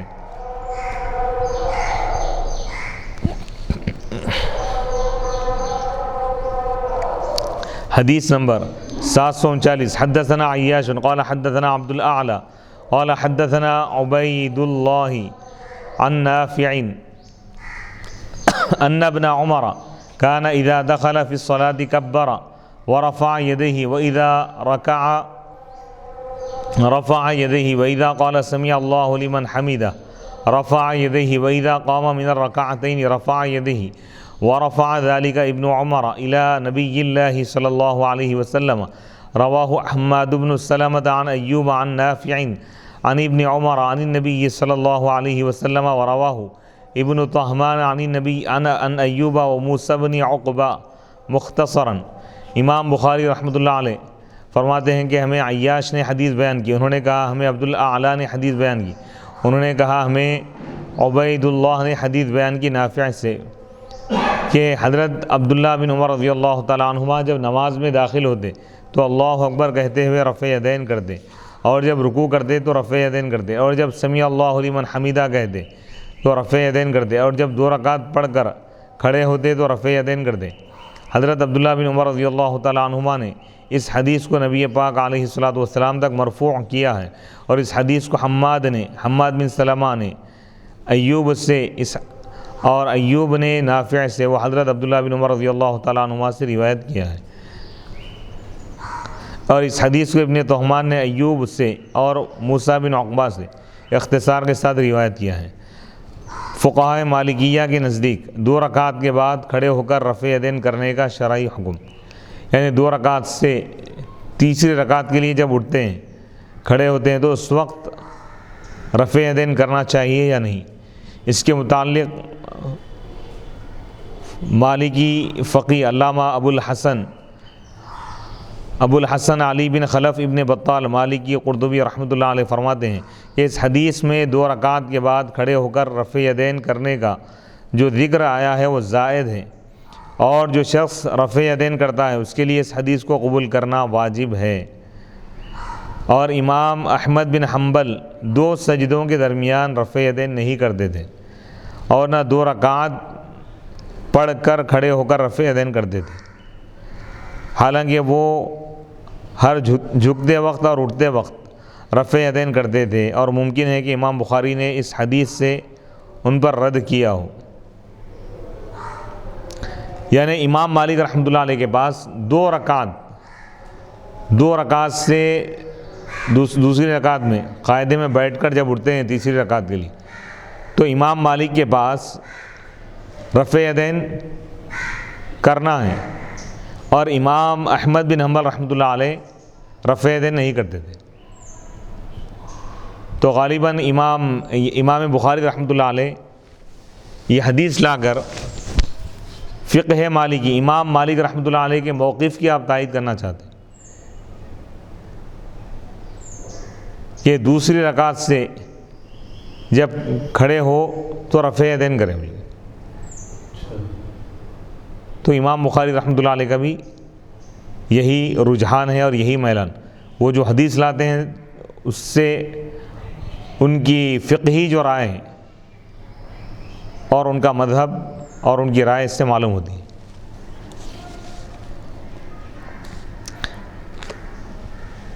فقہاء شافعیہ ان کی رائے علامہ حافظ شہاب الدین احمد بن علی بن حجر عسقلانی رحمۃ اللہ علیہ فرماتے ہیں کہ اس حدیث میں یہ الفاظ زیادہ ہیں اور اہل علم کے نزدیک زیادتی مقبول ہوتی ہے. علامہ ابن بطال نے کہا جو رفع یدین کا قائل ہے اس پر اس زیادتی کو قبول کرنا واجب ہے. علامہ خطابی نے کہا امام شافعی نے اس پر عمل نہیں کیا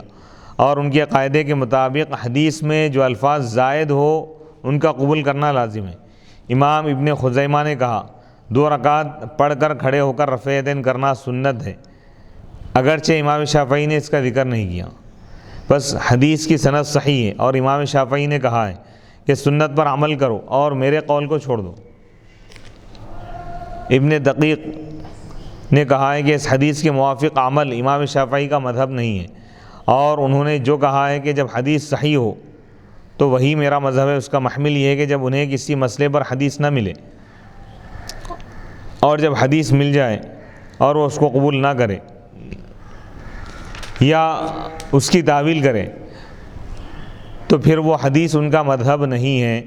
اور یہاں اسی طرح ہے کیونکہ امام شافعی نے کہا ہے کہ نماز میں صرف 3 جگہ رفع یدین کرنا ہے: نماز کے افتتاح کے وقت، نماز شروع کرتے وقت، رکوع سے پہلے اور رکوع کے بعد.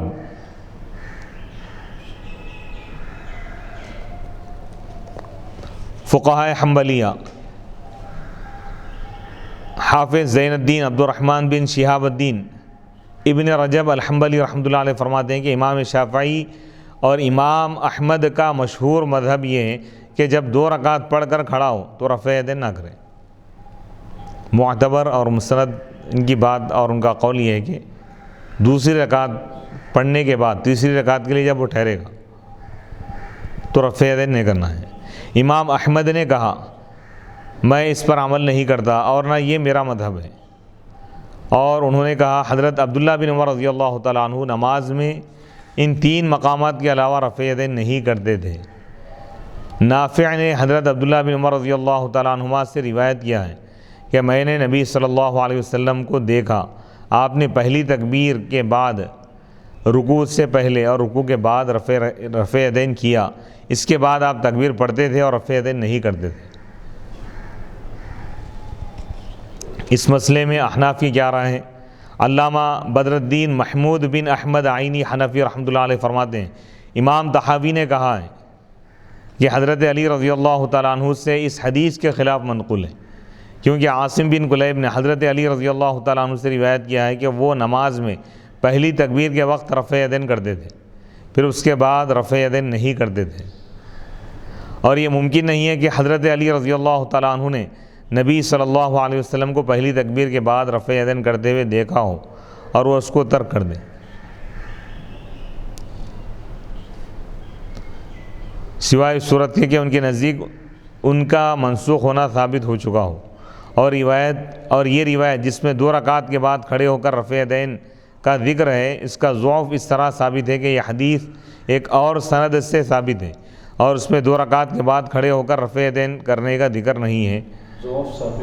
یعنی اس حدیث کا ضعیف ہونا اس اعتبار سے ہے کہ دوسری سند سے بھی یہ حدیث روایت ہے، لیکن اس میں 2 رکعت کے بعد کھڑے ہو کر رفع یدین کرنے کا ذکر نہیں ہے. باب نمبر 87 باب وضع الیمنی علی الیسری فی الصلاۃ، نماز میں دایاں ہاتھ بائیں ہاتھ پر رکھنے کا بیان ہے. اس باب میں بیان کیا گیا ہے کہ نمازی حالت قیام میں دایاں ہاتھ بائیں ہاتھ پر رکھیں. حدیث نمبر 740 یعنی سیدھا ہاتھ بائیں ہاتھ پر رکھیں. حدیث نمبر 740 حدثنا عبداللہ بن مسلمۃ عن مالک عن ابی حازم عن سہل بن سعد قال كان الناس يؤمرون ان يضع الرجل الید الیمنى على ذراعه اليسرى في الصلاة. قال ابو حازم لا اعلمه الا ان ينمي ذلك الى النبي صلی اللہ علیہ وسلم. قال اسماعیل ينمى ذلك ولم يقل ينمي. امام بخاری رحمۃ اللہ علیہ فرماتے ہیں کہ ہمیں عبداللہ بن مسلمہ نے حدیث بیان کی امام مالک سے، وہ ابو حازم سے، وہ سہل بن سعد سے. انہوں نے بیان کیا کہ لوگوں کو یہ حکم دیا جاتا تھا کہ ایک شخص کہ آدمی نماز میں اپنا دایاں ہاتھ بائیں کلائی پر رکھے. ابو حازم نے کہا کہ سہل نے اس قول کو صرف نبی صلی اللہ علیہ وسلم کی طرف منسوب کیا ہے. اسماعیل نے کہا ہے کہ اس قول کو منسوب کیا جاتا ہے، اور یہ نہیں کہا کہ سہل نے اس قول کو منسوب کیا ہے. منسوب کا مطلب یعنی حضور فرمایا بول کے، یہ تو ایک راوی بیان کر رہے ہیں. راوی کون ہے؟ سہل بن سعد. یہ کہہ رہے ہیں کہ لوگوں کو ایسا حکم دیا جاتا تھا، تو یہ کس کا قول ہے؟ تو اور ایک راوی کہہ رہے ہیں، ابو حازم کہہ رہے ہیں کہ میں نہیں جانتا کہ یہ بات حضور کی طرف منسوب کی گئی ہو.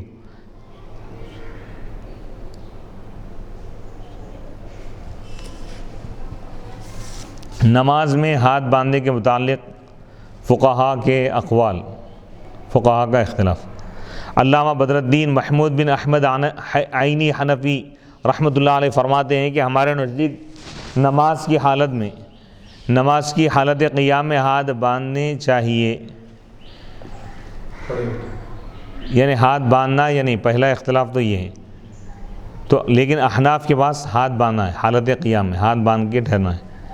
امام شافعی، امام احمد، امام اسحاق اور عام یعنی اکثر اہل علم کا یہی مذہب ہے. حضرت علی، حضرت ابو ہریرہ رضی اللہ تعالیٰ عنہما کا بھی یہی قول ہے. ابن المنذر نے اس قول کو امام مالک سے بھی نقل کیا ہے. سعید بن جبیر، ابی مجلس، ابو ثور، ابو عبید، ابن جریر، داود کا بھی یہی مذہب ہے. حضرت ابو بکر، حضرت عائشہ رضی اللہ تعالیٰ عنہما اور جمہور فقہا کا یہی قول ہے، ہاتھ باندھنا چاہیے. علامہ ابو الحسن علی بن خلف، ابن بطال مالکی، قرطبی رحمۃ اللہ علیہ فرماتے ہیں اس مسئلے میں فقہا کا اختلاف ہے. جن فقہا نے یہ کہا ہے کہ نماز کی حالت قیام میں دایاں ہاتھ بائیں ہاتھ پر رکھنا چاہیے، ان میں حضرت ابو بکر صدیق، حضرت علی ابن ابی طالب رضی اللہ تعالیٰ عنہما ہے، اور یہی ثوری اور فقہاء احناف کا قول ہے. ابن حبیب نے کہا ہے کہ میں نے مطرف اور ابن ماجشون سے اس کے متعلق سوال کیا. انہوں نے کہا فرض اور نفل میں اس میں کوئی حرج نہیں ہے، اور انہوں نے اس قول کو امام مالک سے روایت کیا ہے. اشہب، ابن نافع اور ابن وہب نے بھی اس قول کو امام مالک سے روایت کیا ہے، اور یہی امام شافعی، امام احمد اور اسحاق کا قول ہے. عطا نے کہا جو چاہے اس کو کرے اور جو چاہے اس کو ترک کر دے، اور یہ امام اوزاعی کا قول ہے، یعنی جو چاہے ہاتھ باندھے، جو چاہے نہ باندھے. ایک جماعت کا نظریہ ہے کہ نماز میں حالت قیام میں ہاتھ چھوڑ دینے چاہیے. بعض لوگ کیا بولتے ہیں؟ ہاتھ چھوڑ دینا، ارسال بولتے ہیں اس کو. ہاتھ باندھنا ہی ہے، اللہ اکبر بولے، ہاتھ چھوڑ دینا. اللہ اکبر کہہ کے دونوں ہاتھ کانوں تک اٹھائیں گے یا کندھے تک اٹھائیں گے، اس کے بعد چھوڑ دیں گے، باندھیں گے نہیں برے. بعض لوگ. ایک جماعت کا نظریہ ہے کہ نماز میں حالت قیام میں ہاتھ چھوڑ دینے چاہیے. یہ قول حضرت ابن زبیر، حسن بصری اور سعید بن مسیب سے مروی ہے. سعید بن جبیر نے ایک شخص کو ہاتھ باندھ کر نماز پڑھتے ہوئے دیکھا. انہوں نے جا کر اس کے ہاتھ کھول دیے، یعنی یہ فقیہ کے پاس ہاتھ باندھنا نہیں ہے، سعید بن جبیر کے پاس رحمۃ اللہ علیہ. ابن القاسم نے امام مالک سے روایت کیا ہے کہ میں فرض نماز میں ہاتھ باندھنے کو پسند نہیں کرتا. ابن القاسم نے امام مالک سے روایت کیا ہے کہ میں فرض نماز میں ہاتھ باندھنے کو پسند نہیں کرتا، اور نوافل میں کوئی حرج نہیں ہے کیونکہ اس میں طویل قیام ہوتا ہے. ہاتھ باندھنے والوں کی دلیل یہ ہے کہ حضرت سہل بن سعد، حضرت عبداللہ بن مسعود، حضرت وائل بن حجر نے نبی صلی اللہ علیہ وسلم سے ہاتھ باندھنے کو روایت کیا ہے، اور حضرت علی رضی اللہ تعالیٰ عنہ نے فرمایا یہ سنت ہے.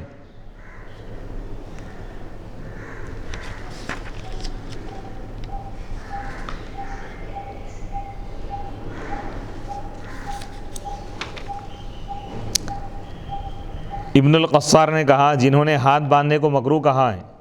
ان کی دلیل یہ ہے کہ یہ نماز میں عمل ہے اور نمازی اس میں مشغول ہوتا ہے، اور بعض اوقات اس میں ریا بھی داخل ہو جاتی، ریاکاری بھی، اور نبی صلی اللہ علیہ وسلم نے اعرابی کو نماز کی تعلیم دی اور اس کو ہاتھ باندھنے کا حکم نہیں دیا۔ اگر یہ کہا جائے کہ ہاتھ باندھنا خشوع کی علامت ہے تو اس کا جواب یہ ہے کہ خشوع اللہ کے لیے ہے اور وہ نماز میں اخلاص ہے۔ یعنی بعض فقہا کے پاس ہاتھ باندھنا نہیں ہے تو وہ لوگ یہ کہہ رہے ہیں کہ نبی پاک علیہ الصلوۃ والسلام اعرابی کو نماز کی تعلیم دی، نماز سکھائے اور اس کو ہاتھ باندھنے کا حکم نہیں دیا، تو بعض لوگ اس حدیث سے استدلال کر رہے ہیں۔ دلیل ہے، ہاں، استدلال یعنی اس حدیث سے دلیل لے رہے ہیں لوگ، دلیل پیش کر رہے ہیں۔ حافظ ابو عمر یوسف بن عبداللہ بن عبد البر مالکی رحمۃ اللہ علیہ فرماتے ہیں ہاتھ باندھ کر نماز پڑھنے میں نبی صلی اللہ علیہ وسلم سے آثار مختلف نہیں ہیں، صرف آثار یعنی جو اقوال وغیرہ ہیں، جو روایات ہیں، صرف حضرت عبداللہ بن زبیر رضی اللہ تعالیٰ عنہ سے مروی ہے کہ وہ ہاتھ چھوڑ کر نماز پڑھتے تھے، اور اس کے خلاف یہ حدیث ہے کہ دایاں ہاتھ بائیں ہاتھ پر رکھنا سنت ہے۔ جمہور فقہا تابعین اور اکثر فقہاء کرام جو اہل الرائے اور اہل الاثر سے ہیں ان کا یہی موقف ہے، لیکن ابن القاسم نے امام مالک سے روایت کی ہے کہ نماز میں ہاتھ چھوڑنے چاہیے۔ امام مالک نے کہا کہ نماز میں ہاتھ باندھنے کی حدیث کا تعلق صرف نوافل سے، کیونکہ ان میں طویل قیام ہوتا ہے، اور ہاتھ باندھنے کو ترک کرنا میرے نزدیک زیادہ پسندیدہ ہے۔ ابن القاسم کے علاوہ دوسروں نے امام مالک سے روایت کیا ہے کہ فرض اور نفل دونوں میں ہاتھ باندھنے میں کوئی حرج نہیں، یعنی امام مالک رحمۃ اللہ علیہ کا ایک قول بیان کر رہے ہیں کہ فرض میں ہاتھ چھوڑ دینا چاہیے اور نفل میں ہاتھ باندھنا چاہیے۔ نفل نماز طویل ہوتی تو ہاتھ کنٹینیو چھوڑ کر رہنا ایک اس کے لیے بارے گرا ہوں گا، اس لیے نفل میں ان کے پاس ہاتھ باندھنا ہے اور فرض میں ہاتھ چھوڑ دینا ہے ان کے پاس۔ لیث بن سعد نے کہا ہاتھ چھوڑ کر نماز پڑھنا میرے نزدیک زیادہ پسندیدہ ہے، ہاں اگر نماز میں قیام لمبا ہو اور وہ تھک جائے تو دایاں ہاتھ بائیں ہاتھ پر رکھنے میں کوئی حرج نہیں ہے۔ امام عبد الرزاق نے کہا میں نے ابن جریج کو دیکھا کہ وہ چادر اور تہبند باندھ کر نماز پڑھ رہے تھے اور انہوں نے ہاتھ چھوڑ دیے تھے، یعنی ہاتھ چھوڑ کر نماز پڑھ رہے تھے۔ اوزاعی نے کہا جو چاہے ہاتھ باندھ کر نماز پڑھے اور جو چاہے اس کو ترک کر دے۔ سفیان ثوری، امام ابو حنیفہ، امام شافعی اور ان کے اصحاب، اور حسن بن صالح اور امام احمد بن حنبل اور ابو ثور، داؤد بن علی، طبری نے کہا ہے کہ فرض اور نفل میں نمازی دایاں ہاتھ بائیں ہاتھ پر رکھیں، اور ان سب نے کہا کہ یہ سنت مسنونہ ہیں۔ امام شافعی نے کہا ہے کہ سینے کے پاس ہاتھ رکھیں، اور حضرت علی بن ابی طالب رضی اللہ تعالیٰ عنہ سے روایت ہے کہ انہوں نے سینے کے پاس ہاتھ رکھے، یعنی ہاتھ کہاں باندھنا چاہیے۔ طاؤس نے کہا کہ رسول اللہ صلی اللہ علیہ وسلم دایاں ہاتھ بائیں ہاتھ پر رکھتے تھے، پھر نماز میں ان کو سینے پر باندھتے تھے۔ ثوری، امام ابو حنیفہ اور اسحاق نے کہا ہے کہ ناف کے نیچے ہاتھ باندھیں۔ احناف کے پاس تحت السرہ ہے، ناف کے نیچے ہاتھ باندھے ہوئے۔ یہ حدیث حضرت علی اور حضرت ابو ہریرہ رضی اللہ تعالیٰ عنہما سے مروی ہے۔ ابو جحیفہ بیان کرتے ہیں کہ حضرت علی رضی اللہ تعالیٰ عنہ نے فرمایا سنت یہ ہے کہ نماز میں ناف کے نیچے ہاتھ پر ہاتھ رکھا جائے، یعنی ہاتھ باندھے۔ عبد الرحمن بن اسحاق کوفی سے روایت ہے کہ حضرت ابو ہریرہ نے کہا رضی اللہ تعالیٰ عنہ نماز میں ناف کے نیچے ہتھیلی کو پکڑا جائے، یعنی ہاتھ باندھے۔ امام احمد بن حنبل رحمۃ اللہ علیہ نے کہا کہ ناف کے اوپر ہاتھ باندھے جائیں، اور اگر ناف کے نیچے بھی ہو تو کوئی حرج نہیں ہے۔ حافظ ابو عمر ابن عبد البر نے کہا کہ صحابہ میں سے کسی کا بھی نماز کی حالت قیام میں ہاتھ باندھنے کے متعلق اختلاف نہیں ہے، لیکن حسن بصری اور ابراہیم نخعی ہاتھ چھوڑ کر نماز پڑھتے تھے، اور یہ کوئی خاص اختلاف نہیں ہے۔ اختلاف اس کو مکروہ کہنے میں اور کئی دفعہ عالم ہاتھ چھوڑ کر نماز پڑھتے ہیں تاکہ ہاتھ باندھنے کو واجب نہ سمجھا جائے۔ ناف کے نیچے ہاتھ باندھنے کے متعلق احادیث اور آثار۔ احناف کا مسلک یہ ہے، فقہ حنفی میں تحت السرہ یعنی ناف کے نیچے ہاتھ باندھنا ہے۔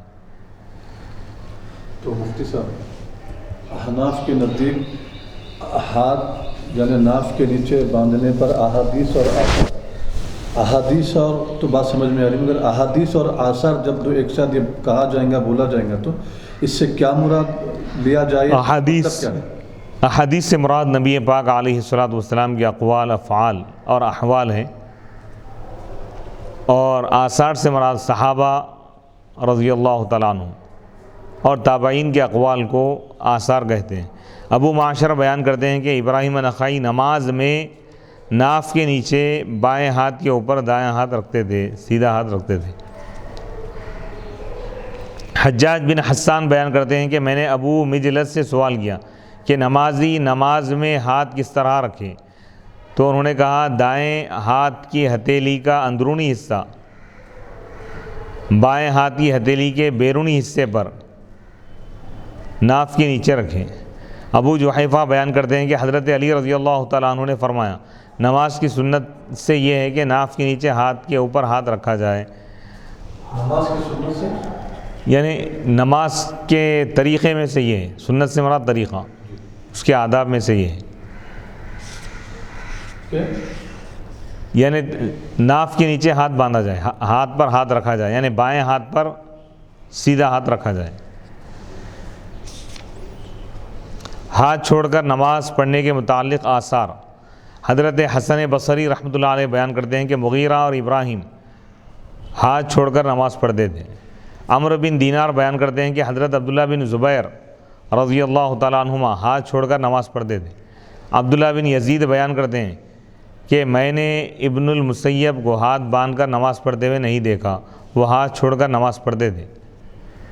سینے پر ہاتھ باندھنے کے متعلق احادیث اور آثار، یعنی حالت نماز میں سینے پر ہاتھ باندھنے کے متعلق احادیث اور آثار۔ حضرت وائل بن حجر رضی اللہ تعالیٰ عنہ بیان کرتے ہیں کہ میں نے اللہ کے رسول علیہ الصلوۃ والسلام کی اقتداء میں نماز ادا کی، آپ نے اپنے سینے کے اوپر دایاں ہاتھ بائیں ہاتھ کے اوپر رکھا۔ طاؤس بیان کرتے ہیں کہ رسول اللہ صلی اللہ علیہ وسلم دایاں ہاتھ بائیں ہاتھ پر رکھتے، پھر ان کو سینے پر باندھ لیتے۔ حضرت عبداللہ بن عباس رضی اللہ تعالیٰ عنہما نے الکوثر کی تفسیر میں فرمایا دایاں ہاتھ بائیں ہاتھ پر سینے کے اوپر رکھا جائے۔ سینے پر اور ناف کے نیچے ہاتھ باندھنے میں کون سا طریقہ افضل ہے؟ اب یہاں سوال یہ ہے کہ سینے کے اوپر ہاتھ باندھنا یہ افضل ہے یا ناف کے نیچے ہاتھ باندھنا افضل ہے، کون سا طریقہ افضل ہے؟ یہ قول یہ ہے کہ سینے پر ہاتھ باندھنے میں زیادہ خشوع ہے، کیونکہ اس میں نماز میں نور ایمان کی حفاظت ہے، لہذا یہ ناف کے نیچے ہاتھ باندھ کر شرمگاہ کی طرف اشارہ کرنے سے افضل ہے۔ ہم کہتے ہیں کہ ناف کے نیچے ہاتھ باندھنا تعظیم کے زیادہ قریب ہے اور شرمگاہ کو چھپانے اور تہبند کو پھسل کر گرنے سے محفوظ رکھنے کا سبب ہے، اور یہ ایسے جیسے بادشاہوں کے سامنے لوگ ادب کے ساتھ کھڑے ہوتے ہیں، اور سینے پر ہاتھ باندھنے میں عورتوں کے ساتھ تشبہ ہے، مشابہت ہے، کیونکہ خواتین کا طریقہ وہ ہے نا۔ اور بعض علماء یہ فرماتے ہیں کہ ناف کے نیچے جو ہاتھ باندھتے ہیں کہ یہ شہوت کا مرکز ہے، یعنی بندہ اللہ کی بارگاہ میں جب ٹھہر رہا ہے تو اپنے شہوات کو دبائے، یعنی نماز میں یہ تعلیم دی جا رہی ہے کہ اللہ کے قرب کے لیے شہوات، خواہشات پر کنٹرول ہونا چاہیے۔ بعض فقہاء اور بعض علماء کرام اس کی تشریح کرتے ہیں، اور یہ بادشاہوں کے سامنے کھڑے ہونے کے آداب میں سے ایک طریقہ یہ رہا کہ اس طرح ہاتھ باندھ کر ٹھہر دیں تو اللہ کی بارگاہ میں، کیونکہ اللہ تعالیٰ بادشاہوں کا بادشاہ ہے، اس لیے نہایت عاجزی اور انکساری، یعنی جس حیت، جس حالت اور جس طریقے میں زیادہ عاجزی اور انکساری پیدا ہوتی ہے وہ طریقہ فقہاء احناف نے اختیار کیا۔ باب الخشوع فی الصلاۃ، نماز میں خشوع کا بیان۔ یہاں سے انشاءاللہ کنٹینیو ہم جاری رکھیں گے. باب الخشوع فی الصلاۃ سے انشاءاللہ اگلے درس میں ہم اس کو سلسلے وار بیان کریں گے. اللہ سے دعا ہے کہ اللہ تعالیٰ بخاری شریف کے درس کی برکتوں کے ذریعے پوری امت مسلمہ کو اللہ تعالیٰ مالا مال فرمائیں، حفظ و امان عطا فرمائیں، سلامتی عطا فرمائیں. سلامتی کے سائے کو اللہ تعالیٰ پوری کائنات پر جاری و ساری فرمائیں. تمام مسلمانوں کی اللہ تعالیٰ ہر قسم کی وبا اور بیماری اور خصوصاً اس کرونا وائرس سے اللہ تعالیٰ پوری امت مسلمہ کی حفاظت فرمائیں اور پوری انسانیت کی اللہ حفاظت فرمائیں. اور جو لوگ پریشان حال ہے اللہ تعالیٰ ان کی مدد فرمائیں. جو بے روزگار ہیں اور کرفیو اور لاک ڈاؤن کی وجہ سے پوری دنیا میں جتنے انسان جتنے لوگ چاہے وہ کوئی بھی ہو اگر پریشان حال ہے تو اللہ اس کی مدد فرمائے. جو بھوکے اور فاقے ہیں اور جو تڑپ رہے ہیں بلک رہے ہیں بے روزگار ہیں اور کئی لوگ روزگار سے محروم ہو گئے ہیں، اللہ غیب سے اپنے حبیب پاک علیہ الصلاۃ والسلام کے صدقہ طفیل اور حضور کی احادیث مبارکہ کی حقانیت اور صداقت کے طفیل میں اللہ تعالیٰ مدد فرمائے. پوری امت مسلمہ کو اللہ تعالیٰ بہترین روزگار عطا فرمائے، حفظ و امان عطا فرمائے، نیک اعمال کی توفیق عطا فرمائے. امت مسلمہ کے اللہ تعالیٰ گناہوں کو معاف فرمائے. جو لوگ حدیث کی خدمت کر رہے ہیں مولا ان پر خاص اپنی عنایت فرما. حضور علیہ الصلاۃ والسلام اور حضور کی آل کے صدقے میں مولا، صحابہ اور اہل بیت اطہار کے صدقے میں، اولیاء کاملین کے صدقے میں اور ائمہ محدثین امام بخاری، امام مسلم، امام نسائی، امام ابو داؤد، امام ابن ماجہ، کل ائمہ حدیث اور ائمہ فقہ کے صدقے میں مولا ہم سب کے احوال کو بہتر بنا دے مولا. ہمارے ظاہر اور باطن کو سنوار دے مولا. ہمارے گناہ صغیرہ اور کبیرہ کو معاف فرما مولا. ہم کو امن و امان عطا فرما. تمام آسمانی بلاؤں زمینی فتنوں سے ہماری حفاظت فرما. تمام شیاطین، طواغیت اور جنات اور ظالمین اور حاسدین کے شر سے ہماری حفاظت فرما. امت مسلمہ کی حفاظت فرما مولا. ہم سب کو اور ہمارے اہل خانہ، ہمارے متعلقین، ہمارے دوست و احباب، ہمارے اساتذہ اور پوری دنیا کے علماء اور مشائخین اور ان کے متعلقین اور پوری امت مسلمہ کو مولا اس وبا سے محفوظ فرما دے مولا. اس وبا کے شر سے بچا دے مولا. مولا اگر یہ عذاب ہے تو مولا اپنی رحمت کے ذریعے اس عذاب کو دور فرما دے. اگر یہ آزمائش ہے تو مولا ہم کو اس آزمائش میں مبتلا نہ فرما. ہمارے ساتھ امن اور سلامتی اور آسانی کا معاملہ فرما. رحمت اور کرم کا معاملہ فرما. لطف اور شفقت کا معاملہ فرما. مہربانی کا معاملہ فرما. شان رحمانی اور شان رحیمی کا ظہور فرما. شان لطیفی کا اظہار فرما. شان کرم کا اظہار فرما. شان کریمی کے ذریعے مولا ہم کو دنیا اور آخرت میں کامیابی عطا فرما. قبر کے عذاب، جہنم کے عذاب سے بچا لے. حضور علیہ الصلاۃ والسلام کی شفاعت کے ذریعے مولا ہم کو جنت میں داخل فرما. مولا جو اس کار خیر کو انجام دے رہے ہیں مولا ان کو دین اور دنیا اور آخرت میں کامیابی عطا فرما. اپنی رحمت کے خزانوں سے مولا ان کو عطا فرما. جو بھی اس حدیث پاک اور بخاری شریف کی ریکارڈنگ کے لیے مولا جو خدمت کر رہے ہیں مولا، ہر دل عزیز مولوی سید محمد عبدالواسع الحسینی، امان اللہ نورانی کو مولا حسنی اور حسینی اولیاء کا فیضان اور سعادات کا فیضان عطا فرما. حضرت امام حسن کا بھی فیضان عطا فرما. امام حسین رضی اللہ تعالی عنہما کا بھی فیضان عطا فرما. اہل بیت کے صدقے میں مولا کرم فرما دے. مولا یہ جو کام کر رہے ہیں اس کو قبول فرما. ان کو اور ان کی آل کو مولا حضور علیہ الصلاۃ والسلام کے فیضان سے مال فرما. صحت اور عافیت عطا فرما. ایمان پر خاتمہ فرما. مولا ہم سب کا خاتمہ بالخیر فرما. آخری وقت مولا، آخری سانس جب ہماری جسم سے جدا ہو تو مولا اس وقت ہماری زبان پر تیرا ذکر ہو، لا الہ الا اللہ محمد رسول اللہ جاری و ساری ہو اور نبی پاک علیہ الصلاۃ والسلام کے جلوے ہماری نگاہوں میں ہوں اور مدینہ منورہ کی سرزمین ہو. حضور علیہ الصلاۃ والسلام کے قدموں میں ہم کو جگہ عطا فرما. اہل بیت کے قدموں میں ہم کو جگہ عطا فرما. مولا روئے زمین پر جہاں جہاں اہل بیت کرام ہیں، بڑے بڑے ہستیاں آرام فرما ہیں مولا. اہل بیت میں جو بڑے بڑے ائمہ ہیں مولا، ان کی شہادتوں، ان کی قربانیوں اور ان کے اخلاص کا اور ان کی کرامتوں کا واسطہ مولا آج پوری امت مسلمہ کے حال پر رحم فرما مولا، امت مسلمہ کو مولا تمام پریشانیوں سے نجات دلا دے مولا، ہر قسم کی پریشانی سے مولا ہماری حفاظت فرما، ظالم حکومتوں کے شر سے بھی بچا لے مولا، ظالم حکمرانوں کے شر سے ہماری حفاظت فرما مولا، امت مسلمہ کو ایمان پر قائم و دائم رکھ مولا، شریعت مطہرہ پر عمل کرنے کی توفیق عطا فرما، پوری دنیا میں امن و امان عطا فرما، خاص طور پر ہمارے ملک ہندوستان کی سرزمین پر مولا پورے ہندوستانیوں کی مولا اس بیماری سے حفاظت فرما مولا، خاص طور پر ہمارے شہر حیدرآباد سے اس وبا کو دور فرما دے، خاص طور پر ہمارے علاقوں سے مولا، ہمارے محلوں سے اس وبا کو دور فرما دے مولا، اس وبا کو ختم فرما دے مولا، مولا تجھے واسطہ ہے تیری صفت شفا کا مولا، تو شافی حقیقی ہے مولا، مولا آج ہم کو شفا عطا فرما، قرآن اور صاحب قرآن کے صدقے میں مولا ہم کو شفا عطا فرما، ظاہری جسمانی بیماریوں سے بھی ہم کو شفا عطا فرما، باطنی اور روحانی امراض سے بھی ہم کو شفا عطا فرما، صحت اور عافیت عطا فرما مولا، ہماری صحت کی حفاظت فرما، ہمارے ایمان کی حفاظت فرما، عزت کی زندگی عطا فرما، عزت کی زندگی عطا فرما، ایمان کی موت عطا فرما، ایمان والی زندگی عطا فرما، ایمان والی موت عطا فرما یا رب العالمین، حالات کو بہتر بنا دے مولا، یا رب العالمین جو لوگ پریشان حال ہیں مولا ان کی مدد فرما مولا، کئی غریب لوگ تڑپ رہے ہیں مولا، بلک رہے ہیں مولا، کئی بیوہ، کئی یتیم، کئی لاچار، کئی مجبور، کئی معذور، کئی ضعیف لوگ، کئی بے سہارا لوگ، کئی مزدور پیشہ لوگ مولا پریشان حال ہیں مولا، کئی مسافرین پھنسے ہوئے مولا، مولا اپنے رحم کے ذریعے مولا پوری انسانیت کو معاف فرما دے مولا، حضور رحمت للعالمین صلی اللہ علیہ وسلم کے نالے پاک کے صدقے میں مولا ہم سب کی لاج رکھ لے مولا، ہماری دعاؤں کی لاج رکھ لے مولا، رمضان المبارک کا سایہ ہم پر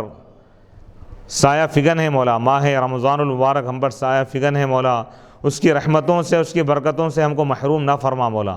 با جماعت نمازیں ادا کرنے کے لیے مولا ہمیں موقع فراہم کر دے مولا، تراویح کی نماز با جماعت ادا کرنے کا ہم کو موقع عطا فرما مولا، رمضان کی آمد سے پہلے مولا تمام حالت کو بہتر بنا دے مولا، یا رب العالمین امت مسلمہ کے حالات پر رحم فرما، امت مسلمہ پر کرم فرما، امت مسلمہ پر فضل فرما، حضور علیہ الصلوۃ والسلام کی پوری امت کی مغفرت فرما دے مولا، پوری امت کو مولا کامیابی عطا فرما، عالم اسلام کے تمام مسلمانوں کو ترقی عطا فرما مولا، کامیابی عطا فرما، شریعت مطہرہ کا پابند بنا دے مولا، حضور علیہ الصلوۃ والسلام اور آپ کی ازواج مطہرات امہات المؤمنین، صحابہ کرام اور اہل بیت کرام اور اولیاء اللہ کے صدقے میں مولا ہم کو امن و امان عطا فرما، عافیت عطا فرما، سلامتی عطا فرما مولا، ہماری مغفرت فرما، ہم کو معاف فرما، ہمارے خطاؤں کو درگزر فرما مولا، اپنی رحمت سے کام لے لے مولا، یا رب العالمین اپنی رحمت کا نزول فرما دے مولا، یا رب العالمین اس بیماری کو تو ہی دور فرما سکتا ہے مولا، پوری دنیا بے بس اور لاچار ہے مولا، پوری کائنات تیری قدرت کے آگے مولا بے بس ہے، مجبور ہے، لاچار ہے مولا، تیرے سوا کوئی مددگار نہیں ہے مولا، کوئی اس مولا وائرس کا مقابلہ نہیں کر سکتا مولا، کوئی حکومت اس کو ختم نہیں کر سکتی مولا، کوئی ملک اس کو ختم نہیں کر سکتی مولا، کوئی ملک اس کو ختم نہیں کر سکتا مولا، کوئی سائنس کوئی ٹیکنالوجی اس کو مٹا نہیں سکتی مولا، یہ تیری قدرت کا اظہار ہے مولا، مولا ہم تیری قدرت کو مانتے ہیں مولا، تیری قدرت کے آگے مولا پوری کائنات بے بس، لاچار اور مجبور ہے مولا، یا رب العالمین ہمارا امتحان نہ لے مولا، یا رب العالمین کمزور بندوں پر رحم فرما مولا، یا رب العالمین امت مسلمہ پر رحم فرما مولا، اس وبا کو دور فرما، یا رب العالمین اس وبا کو دور فرما، حیدرآباد دکن کے اولیاء کاملین کا واسطہ مولا، حضرت بابا شرف الدین رحمۃ اللہ علیہ کا واسطہ مولا، یوسف بابا، شریف بابا رحمۃ اللہ علیہما کا وسیلہ مولا، حیدرآباد دکن سے اس وبا کو دور فرما دے مولا،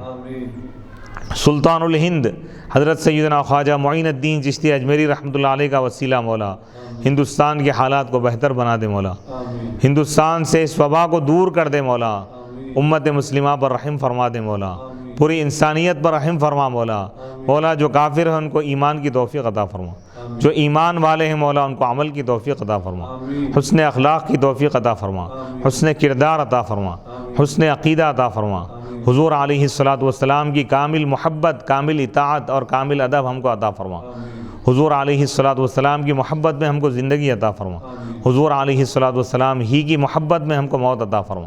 حضور علیہ الصلاۃ والسلام کے قدموں میں ہی ہمارا حشر فرما. حضور علیہ الصلاۃ والسلام کی شفاعت ہی کے ذریعے مولا ہم کو جنت میں داخل فرما.